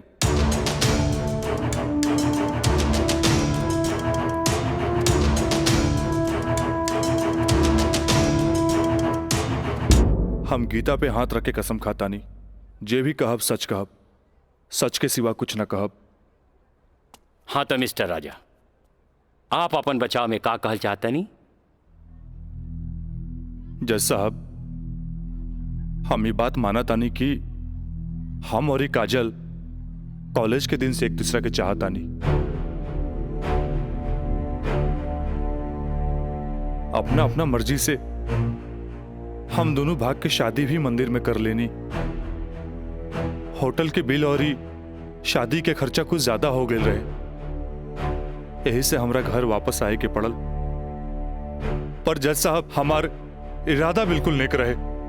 हम सोचनी कि हम घर वापस आके अपना पिताजी से कुछ पैसा भी ले लहब और उनका के शादी के बारे में कुछ सच्चाई भी बता दे। जज साहब, हम बिल्कुल निश्चिंत रहे कि काजल के देख रेख ला वहां हमार जिगरी दोस्त मयंक तो बढ़ले बा। पर जज साहब, जब हम वापस लौट के गई था वहां के नजारा देख के तो हमार होशे उड़ गई।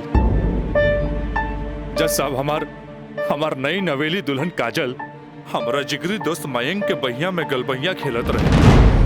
आई ऑब्जेक्ट मिलॉर्ड। इस सरासर झूठ बोलत जा रहलन ह। Objection overruled. मिस्टर राज, आप अपना बयान जारी रखिए। जज साहब, तब खटाक से हमरा दिमाग में एक बात याद आ गई कि कॉलेज के दिन में हमार जिगरी दोस्त मयंक हमरा से बोले रहे कि वो काजल के पसंद करेला और ये काजल भी ओकरा के पसंद करेली। पर जज साहब हम सीधा साधा आदमी हो मेरा तेकरा देवर और भाभी के मजाक के रिश्ता समझ लेनी। लेकिन जज साहब ये सरासर झूठ बोलने जा रहल बारन। I object milord. हमार दरख्वास्त बा वकील साहिबा से कि इनका जे कुछ भी कहे के बा बुलैला पे कटघरे में आके कही है।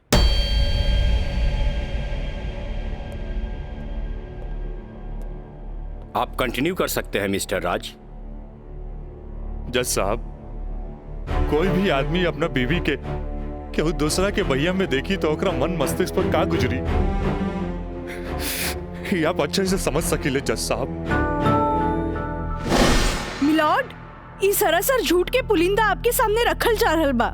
कोर्ट के गुमराह करे की कोशिश कइल जा रहल बा।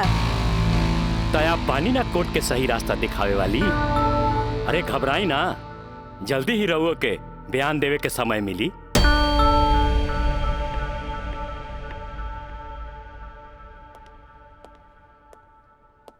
यू कंटिन्यू मिस्टर राज। जज साहब, समय के साथ साथ हम तो अपना आप के समझा लेनी और एक बुरा सपना समझ के हम सब कुछ भूल के काजल के अपनावे खातिर भी तैयार रही। हम आज भी काजल के अपन धर्म पत्नी मानी ले, अपन धर्म पत्नी मानी ले हम काजल के। That's all, my lord। हम चाहब कि वकील साहिबा काजल सिन्हा के कटघरे में बुलावल जाए, वो भी वकील के तौर पर ना, मुद्दई के तौर पर। इजाजत है।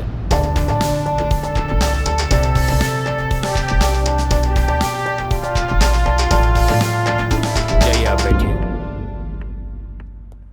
हाँ तो काजल सिन्हा जी, हम चाहत कि आपन प्रेम कहानी अपने ही जुबान से बयां करी।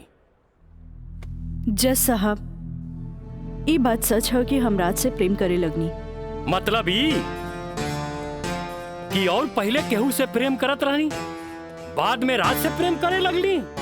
जी ना, पहले हम राज से नफरत करत रही, बुझनी? अच्छा अच्छा, तो नफरत प्रेम में बदल गई?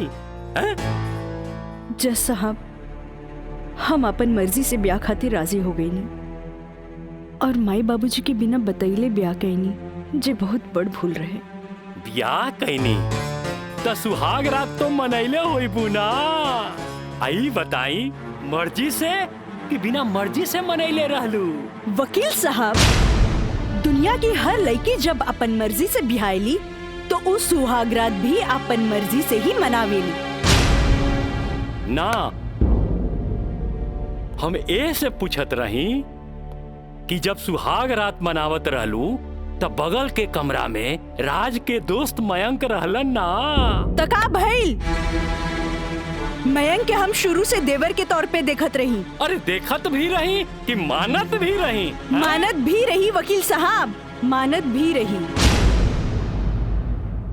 जज साहब, यहाँ तक की कहानी तो महज एक कहानी बा जे हर लड़की के जीवन में आवेला।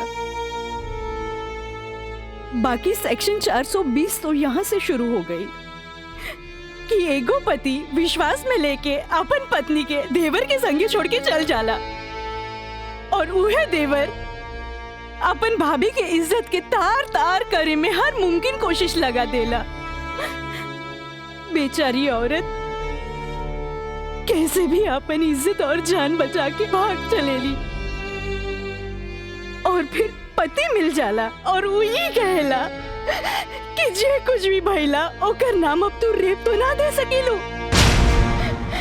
काहे कि वो शादी के बाद भइला।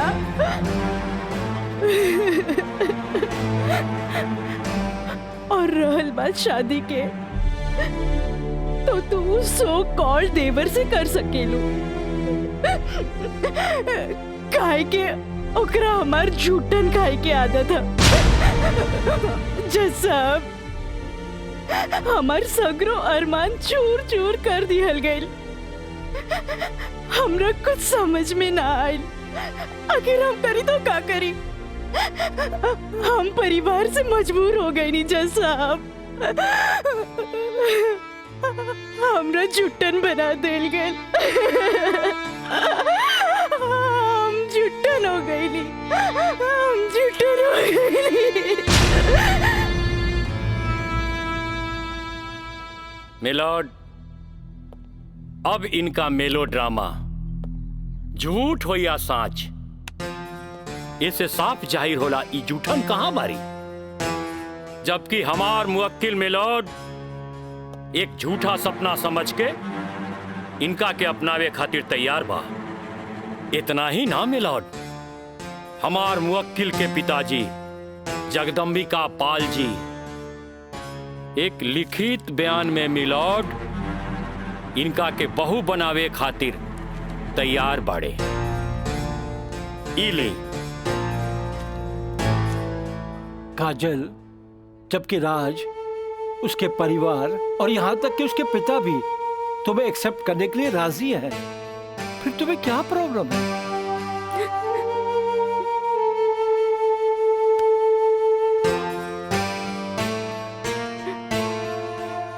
तुम बोलती क्यों नहीं हो? कुछ तो बोलो। मिलॉर्ड, वहाँ मर जान के खतरा है। वाह मिलॉर्ड वाह, जौन परिवार के जिला जवान में रिस्पेक्ट बा, जौन परिवार पर आज तक कोनो क्रिमिनल केस नहीं थे, वो परिवार के साथ इनकर जान के खतरा बा। Now picture is very clear milord. जज साहब, हम वकील साहब से ई पूछे के चाहतनी, जब इनकर मुवक्किल और उनकर पूरा परिवार वो लड़की के एक्सेप्ट करे के रेडी बा, तब उनकर घर में दूसर शादी की तैयारी काहे चलत रहे?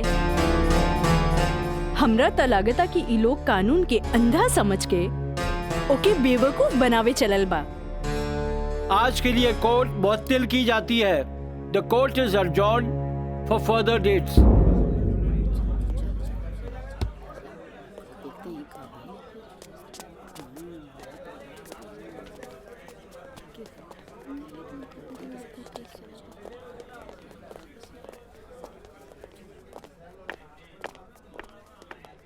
वकील साहिबा, अरे वाह, तू तो बड़ा चालाक बड़ू हो।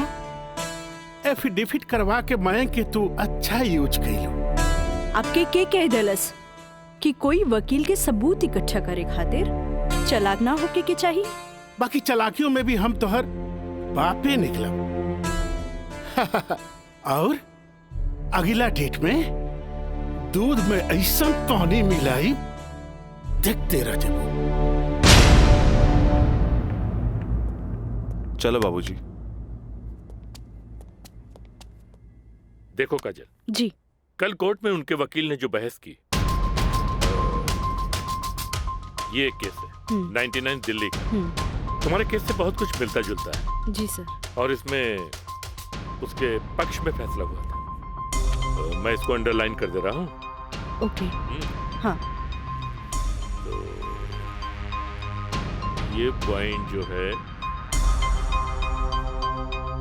ये पॉइंट ध्यान से पढ़ लेना। जी सर।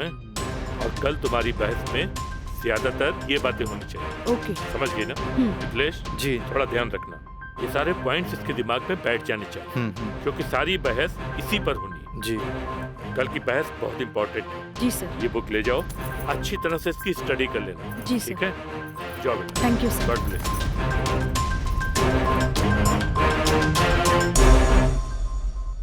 आँख कहेली कि एक नया इंसान देख ले, लेकिन दिल कहेला कि ना।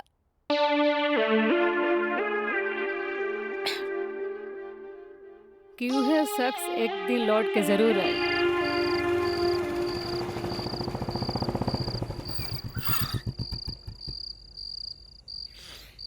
जफाओ ने मारा, वफाओ ने मारा। निराली, अरे निराली, मुझे तेरी अदाओं ने मारा।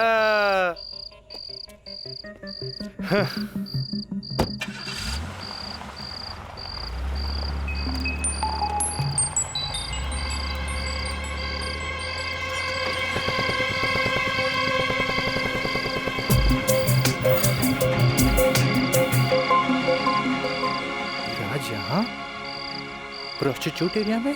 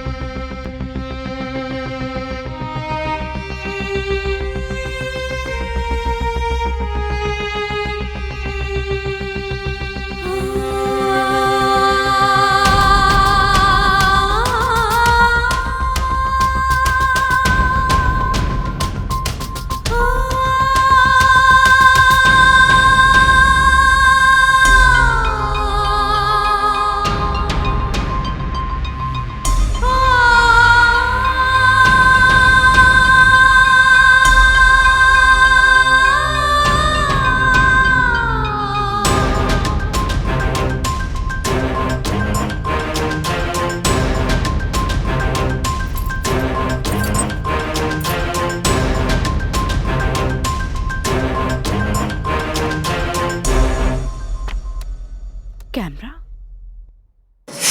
अब जाए भी और जल्दी आई। ठीक बा।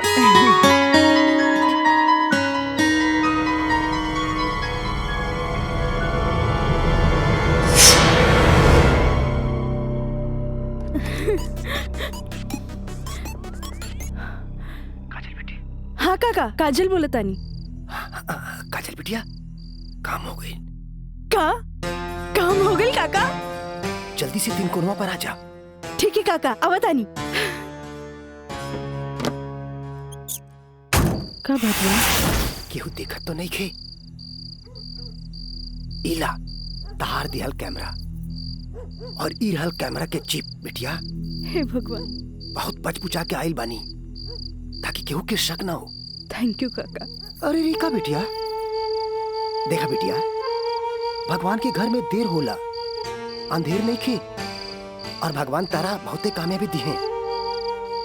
अच्छा बिटिया जी। अच्छा बिटिया, हम जाता नहीं। ठीक बा।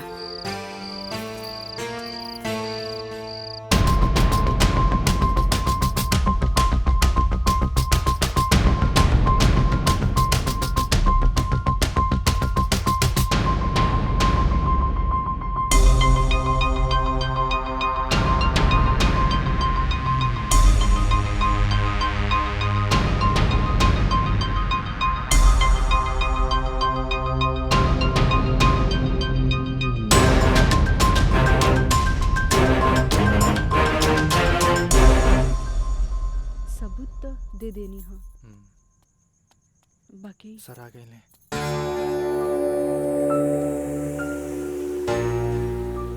प्रणाम सर। खुश रह काजल। वो लोग समझ ले रहन कि तमाशा होई, बाकी तू चुप रह के बाजिए पलट दे लो हैं। तू जौन भी सबूत हमरा के देले रहलू, हम सब स्टडी कर ले बहुत सही है। I am proud of you बेटा। Thank you sir. God bless you.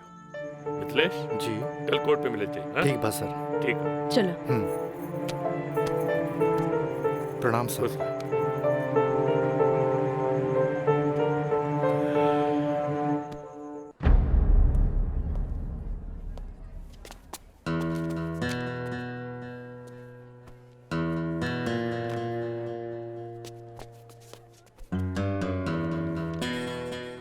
अदालत की कार्रवाई शुरू की जाए।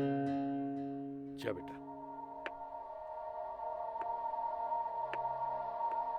मिलॉर्ड, असल में ई केस एगो अय्याश अमीर आदमी के अय्याशी के केस है। साथ में पढ़े वाली छात्रा के अपन अय्याशी के जाल में फंसा के ओकर असमत से खेले के केस है। I object milord. हमार वकील साहिबा के शायद दिमाग खराब हो गई बा जी। हमार मुवक्किल पर बेबुनियाद घटिया इल्जाम लगा रहल बाड़ी। मिलॉर्ड, जेकरा ई घटिया और बेबुनियाद इल्जाम कहतारे ओकर बुनियाद हा। हम चाहे कि इनकर मुवक्किल राजा के कटघरे में बुलावल जाए। इजाजत है।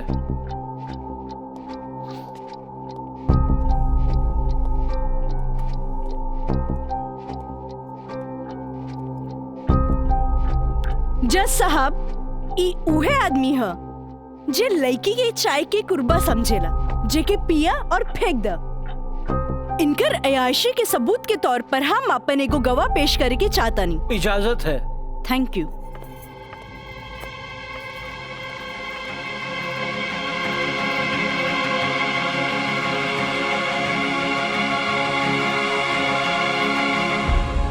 जज साहब, इस शहर के जानल मानल तवाइफ कस्तूरी बाई ह। हाँ तो कस्तूरी बाई, ई जे सामने कटघरा में खड़ा बाड़न, का आप इनकरा के पहचाने ली? अरे इनकरा के कैसे न पहचाने? ई तो हमार पुराना ग्राहक राजा हवन। Good, thank you. अब जा सकेनी।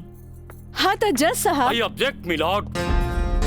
हमार वकील साहिबा हमार पर्सनल क्लाइंट के केस के रुख के बदलल चाहता रही। आखिर केस के ई बात से का वास्ता? वास्ता हाँ जज साहब, वास्ता हाँ। जॉन परिवार के रिस्पेक्ट के गुणगान हमार वकील साहब करत आ रहल बारन, वो परिवार के एक लौता बेटा के चरित्र से वास्ता कैसे ना रही? बताइए जज साहब। अब हम अपन अगला गवाह राजा के कॉलेज के प्रिंसिपल एनके गॉड के पेश करे के चाहता नहीं। इजाजत है। Thank you. प्रिंसिपल श्री एनके गौड़ हाजिर हो।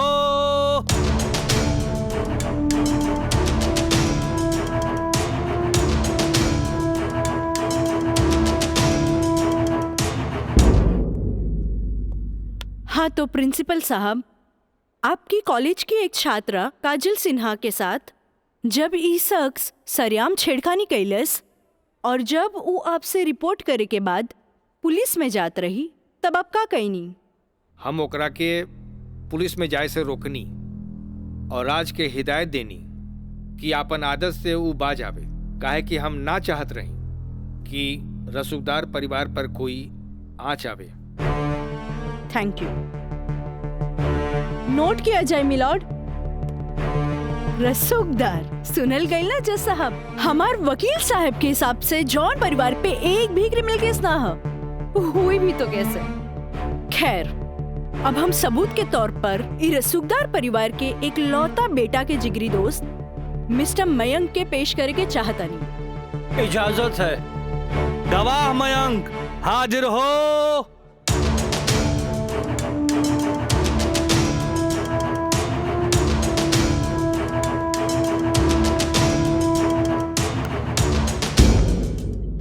हाँ तो जज साहब। जज साहब, हमार वकील साहिबा खामोखा अदालत के वक्त के बर्बाद कर रहल बाड़ी और उस सवाल के जवाब देवल नहीं की चाहत जेमे बियाहता के पति और पति के पूरा परिवार बियाहता के रखे खातिर तैयार बा। तही बात में कौन जान के खतरा बा? बियाहता ई शख्स उहे आदमी बाड़न जेकर मदद से शादी जैसन पवित्र बंधन के आड़ में कानून के धोखा देवे के साजिश रचल गई, जेकर रचयिता बाड़े मिस्टर राजा और साथ देवे वाला बाड़न मिस्टर मयंक।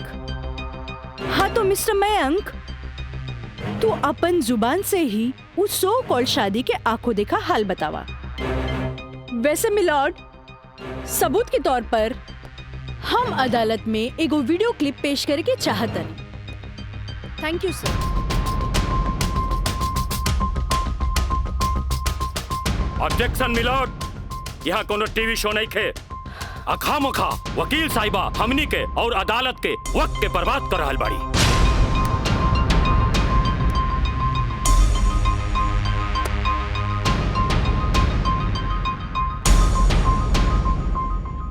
जज साहब, वीडियो क्लिप में साफ दिख रहल बा कि दुल्हा दुल्हन के दाएं बाएं ना बल्कि आमने सामने बैठाल गईल ह, जे हिंदू रीति रिवाज से बिल्कुल गलत बा।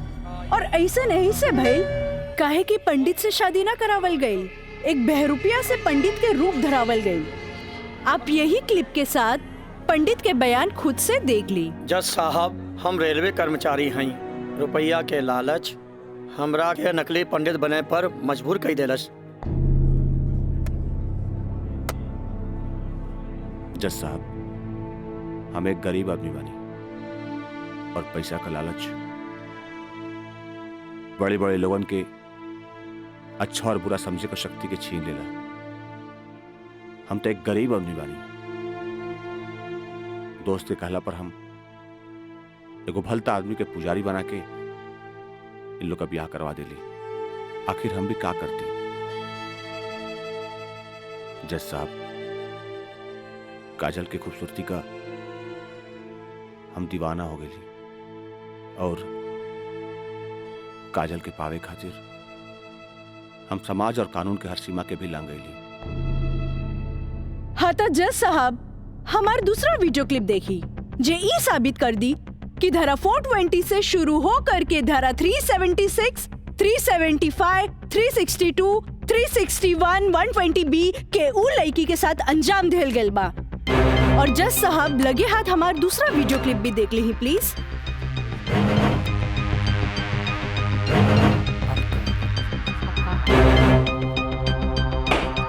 Order order. अरे हटाओ, हटाओ, हटाओ। हम सही कहा था नहीं भाई, अभी भी आना हुई। तोहरा के बियाह करे के कौन कहला रहे? तो का करती? वैसे ना मानत रहे तो हम कानून से बचे के खातिर बियाह के नौटंकी कर देनी। जाके ओकरा बुला के घर लिया। अरे बाबूजी, अगर ऐसे ला के खड़ा गई नू तो ऐसा कितना पतों से तारी घर बढ़ जाई बुझाई।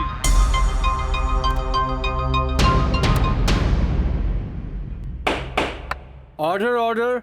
सारे गवाह और बयानात को मद्देनजर रखते हुए अदालत इस नतीजे पे पहुंची है कि मुजरिम का मकसद पहले से ही धोखाधड़ी से कहीं आगे था, क्योंकि उसका मकसद उस लड़की को धोखा ही नहीं देना था बल्कि उसके साथ शारीरिक संबंध स्थापित करना था। और यह भी साबित होता है कि मुलजिम ने बलात्कार को शादीशुदा जिंदगी को एक व्यवहारिक रूप देकर कानून को धोखा देने की कोशिश की है। इसलिए अदालत धारा 420 से बढ़कर इसे 376 एक रेप केस करार करती है और साथ ही महंग को इस अवैध कार्य में साथ देने के लिए धारा 120B को अदालत मुकर्रर करती है। धारा 376 के तहत मुलजिम राजा सिंह को 9 साल एवं उसके साथी मयंक को धारा 120B के तहत 4 साल बामुशक्कत कारावास की सजा देती है और पंडित देवी दत्त को नौकरी से बर्खास्तगी के साथ IPC 34 एवं 120B के तहत 2 साल की सश्रम कारावास देती है। और अदालत जगदम्बिका पाल सिंह जैसे हर अमीर बाप को यह हिदायत देती है कि पुत्र के मुंह से उनके उल्टे सीधे कारनामों में बेटों का साथ न दें। और इन्हीं फैसलों के साथ अदालत आज बर्खास्त की जाती है। Thank you.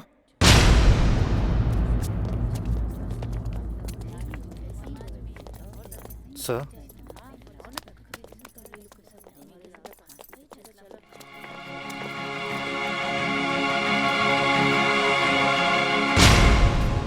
ए बेटा, हम तोरा बिना हम कैसे जिएब रे?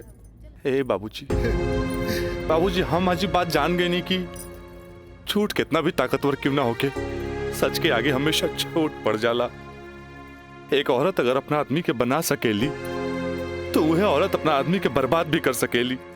बाबूजी हम कबो औरत जात की इज्जत न कईनी, उनका के अपना पाव के जूती समझनी, पर हम भूल गए रहनी की जन धन दौलत पे हम इतना घमंड करे ले। बाबूजी वो तो एगो लक्ष्मी के रूप है। बाबूजी हमारी गलती माफी के लायक तो नहीं खे, पर हो सके तो हमरा के माफ कर दे। बेटा, तुम्हारी पश्चाताप के आंसू में तुहार पाप सब धुल जाई रे। चलिए इंस्पेक्टर साहब। Kajal, congratulation, I am really proud of you. Congratulation तो हमरा के बोले के चाहिए, काहे कि ई जीत हमरा लिए अकेले पॉसिबल ना रहे जी आप हमार साथ ना देती। Good, I am really proud of you Kajal. Thank you sir.